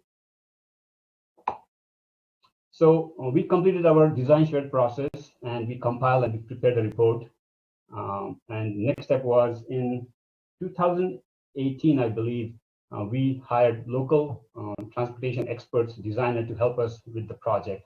And we gave them all the reports prepared from the design charrette and told them we need to have all this comment that we have received incorporated in the design. So currently we are in the design phase, I would say environmental / design phase of the project, and we have our consultants on board to help us with that. So before I go more on design, I just wanted to go over the project limits. Project involves improvements along the old Arcata Road between just south of Buttermilk Lane and Jacoby Creek and the old Arcata Road intersection. All the proposed improvements will be done within a public right-of-way. Project has the intersection improvement I just mentioned. Project does have 3 schools in the vicinity of the project.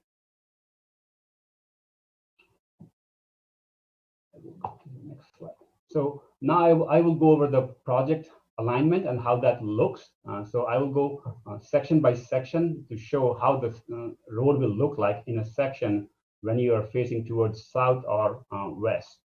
So I'll start with the section how it will look right at the just south of Buttermilk Lane on the old Arcata Road. So this is the location. So just as for the reference, here on this side, there's a Buttermilk Lane, and this is the intersection of Jacoby Creek Road and Old Arcata Road. So this is how the section looks like, or it will look like. The plan is to improve the whole road. There will be 2 10-foot wide travel lanes. There will be buffer on either side, and there will be 2 bike lanes on either side. Next is I'm just going south or west, or you can call it southwest, just in front of Anwick Road on Old Arcata Road, how the street will look like there. Again, we'll be doing the whole reconstruction of the street, and there will be 10-foot wide travel lane and the bike lane. However, there will be an existing walkway which is already there. It will be improved with a new concrete structure. Going a little bit up, right just south of Jacoby Creek School. The street will look like there's already existing a walkway on one side, or at least on one side. We will be completely improving the street with 2 travel lanes, 2 bike lanes, and a bioswale buffer and a new walkway 6 foot wide. And going more south, there is an existing sidewalk, at least on the north side. So we will be improving the whole street, reconstructing it with two 10-foot wide travel lane and bike lane, and a new sidewalk on the south side. Also, as a part of the project, there are 2 streets along. There are more streets, but Highland Street is one of them. There will be some improvements on that. Pavement will not be overlaid, or there will be no new pavement. However, we will be adding a sidewalk on, at least on the north side. Same thing for the Bayside Road. Bayside Road is not a city road; it's a county road. However, as a part of the project, we will be improving Bayside Road by fully reconstruction and adding at least a 6-foot wide paved shoulder, which does not exist there right now. And this is just a concept of how the intersection improvement at the old Arcata Road and Jacoby Creek will look like. This is not complete design. This is just in concept how it will look if we do a roundabout at that intersection.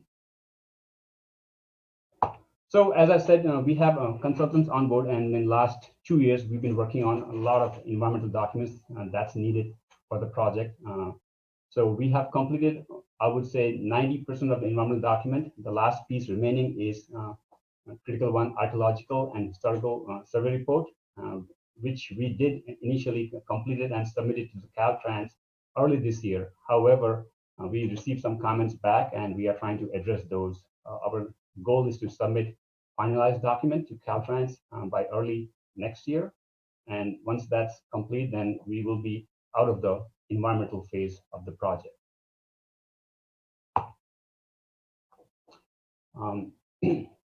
Total project cost based on current design or design which was at the preliminary design is $4.1 million.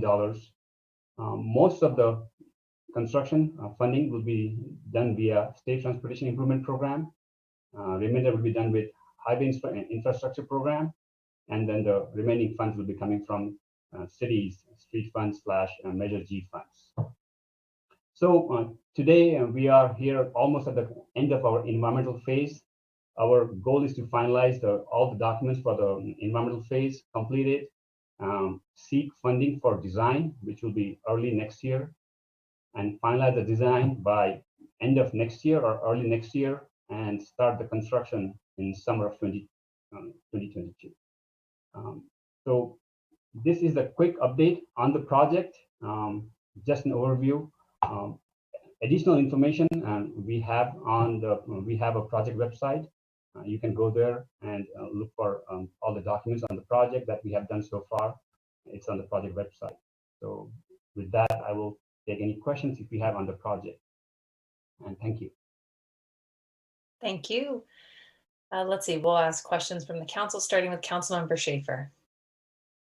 No questions, but thank you, very thorough. And man, I wish it looked like that when I went to Jacoby Creek School. So it looks like a great update that's being done, and that safety is necessary. So thank you.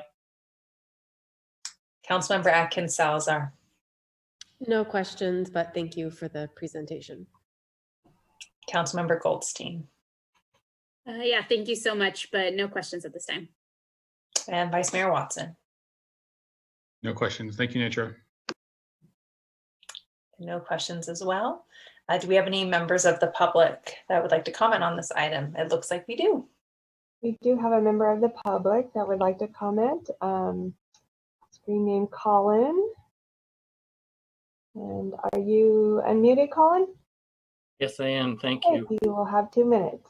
Okay, thanks. I just wanted to briefly thank City Engineer Khatri for all of his work on this project. I think this will be a great improvement for the bike and pedestrian infrastructure in the area. And my only other comment for consideration, as the city is moving more towards, it seems, implementing roundabouts as a solution to intersection problems.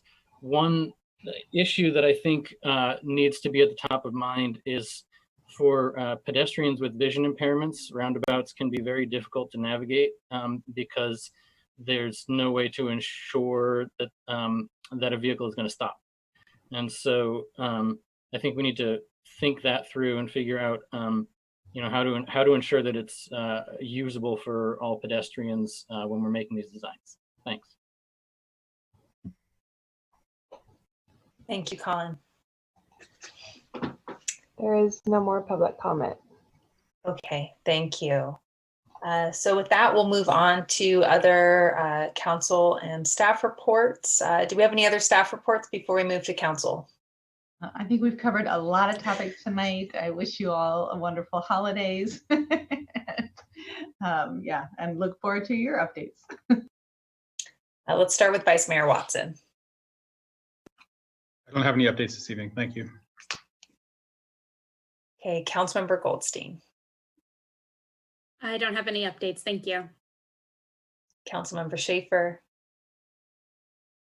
No updates, and thank you everybody who has presented tonight. Lots of information coming in, so it's been very helpful.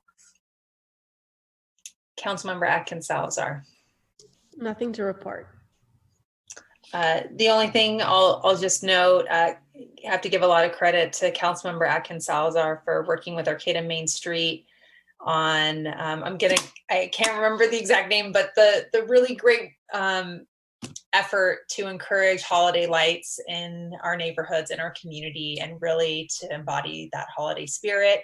So Arcata Main Street's doing a lot of outreach to get folks to participate, know, Eureka also is making a big push, and there's no need for us to be competitive in the holiday season, but I'm definitely excited to see what happens.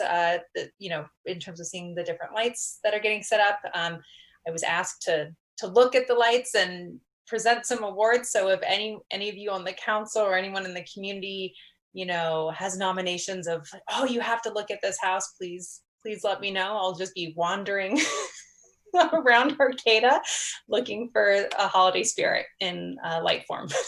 So I just really want to give recognition to Arcata Main Street and Councilmember Atkins Salazar on that effort to really, in a time where we have to be physically separated, but still representing that holiday spirit. And please, continue to shop in Arcata safely.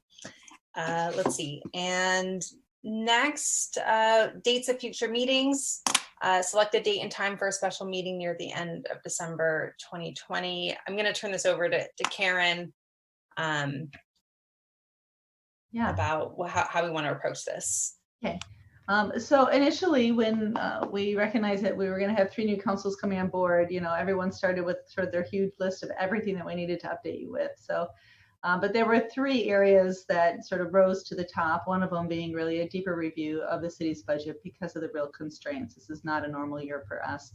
The second is the wastewater treatment plant project, of which you actually got some overview of tonight. And the third is the process around sort of the updates around our general plan. We actually are kicking some of that off with a visioning session tomorrow night that's been advertised to the public. And then some of the infill strategic plans that are happening in community development. So those are sort of 3 topics. Now, what you got a flavor of tonight was actually quite a few presentations. So I think this could go a couple of ways. One, none of those are hugely time sensitive until we really get into kind of budget prepping for next year. So we could hold a meeting. There just happened to be 5 Wednesdays in December. So looking at, a meeting on that 5th Wednesday that doesn't typically conflict with a lot of other meetings that you have sometimes is an option, or anytime, next week or the week after, I would say the week after Christmas is what we're looking at, like the 29th, 30th, right in there. Or this meeting certainly could be pushed out into January or February of next year. Or alternatively, we could take those 3 topics and just do them at the end of each meeting as a staff update. We won't do them all in one plus a council meeting, but we could take them singly. So it's really just the will of the council and how quickly and how many questions new council members are receiving from the public and feel like you need that information. Thank you for that context. So I will start with our new council members to see what your preference is of how you'd like to receive some more of this background information. Let's start with Councilmember Goldstein. I feel like we're getting a lot of new information, which has been really great. I'm really appreciative to everyone who did a presentation this evening and everyone I've been meeting with this week. But I think I personally would rather wait till January or go with the idea of putting a little bit in each future council meeting, just because I'm absorbing a lot right now. I don't know how the other new council members feel, but I think my preference would be just to hold off just a little bit to give me a little time to make sure I'm fully absorbing everything. Great, thank you. Councilmember Schaefer. I would be really happy to meet in this last week of December, mostly for that my personal work schedule is a little bit lean at that time. However, if it is the will of everybody else, I'm perfectly happy, pushing it off to another day. Or I like the idea of just tacking, one presentation at the end of the council meetings. That sounds like a good way to do it. Though primarily I would prefer to meet in the last week of December. Okay, thank you. Councilmember Atkins Salazar. I don't have a strong opinion on it, but it seems like tacking them on to the end of meetings would work, as I'm just not certain of how. I know we have a 10:30 time limit that we like to have on the meeting, so just making sure that it doesn't go super long, but that seems like a good way of going about it, but I'm really not super opinionated on it. Okay, thank you. And Vice Mayor Watson. I guess I'd prefer if we did it in a study session. And it's fine. The timing to me doesn't matter, whatever's best for the new council members. Just because, to be blunt, those are all except the general plan, I guess, I could use more education on, but the other two items mentioned, I've already spent a lot of time on, and yeah, I don't know. I guess I could leave the meeting early, but it's not a big deal. Whatever works for you guys works for me. I mean, it sounds like there's a bit of a leaning, or at least more of a consensus on tacking on to an existing meeting, if that's what I'm hearing from the group. I think on some level, it's trial by fire in terms of learning by doing. That's kind of what I'm hearing, but I guess if there's strong opinions that come after this meeting, we can, have Karen schedule something, but it sounds like tacking it on, sounds like there's kind of general consensus that that's a way to kind of bring in new information. Yeah, I just want to comment one more time, especially the thing about how we're getting a lot of information. I feel now that I'm hearing this, tacking on the end of a meeting where we're already getting this much information. And as it gets later in the evening, it does get a little exhausting. And so perhaps putting it in an extra meeting, or maybe even in 2 extra meetings, could be more beneficial for the absorption of everything going on, because as it gets later in the evening, I feel like most people's attention starts to wane. So I don't No, it's a great point. So yeah, again, deferring to the new colleagues in terms of what's going to be most useful for all of you. I'm pretty open. I mean, I think all of them are decent options, so I'm really comfortable with any of them. And again, to go with what you said before, if having it in December is too soon, then I'm happy to wait till January. But I think having it, as its own thing, especially for us new members who might have a lot of questions and have a lot of interest in these things that we don't know as much about as with mayor and vice mayor, it might be better to just have it in its own session where we can take up that time more freely. Sure. Can we, Councilmember Atkins Salazar, did you have something?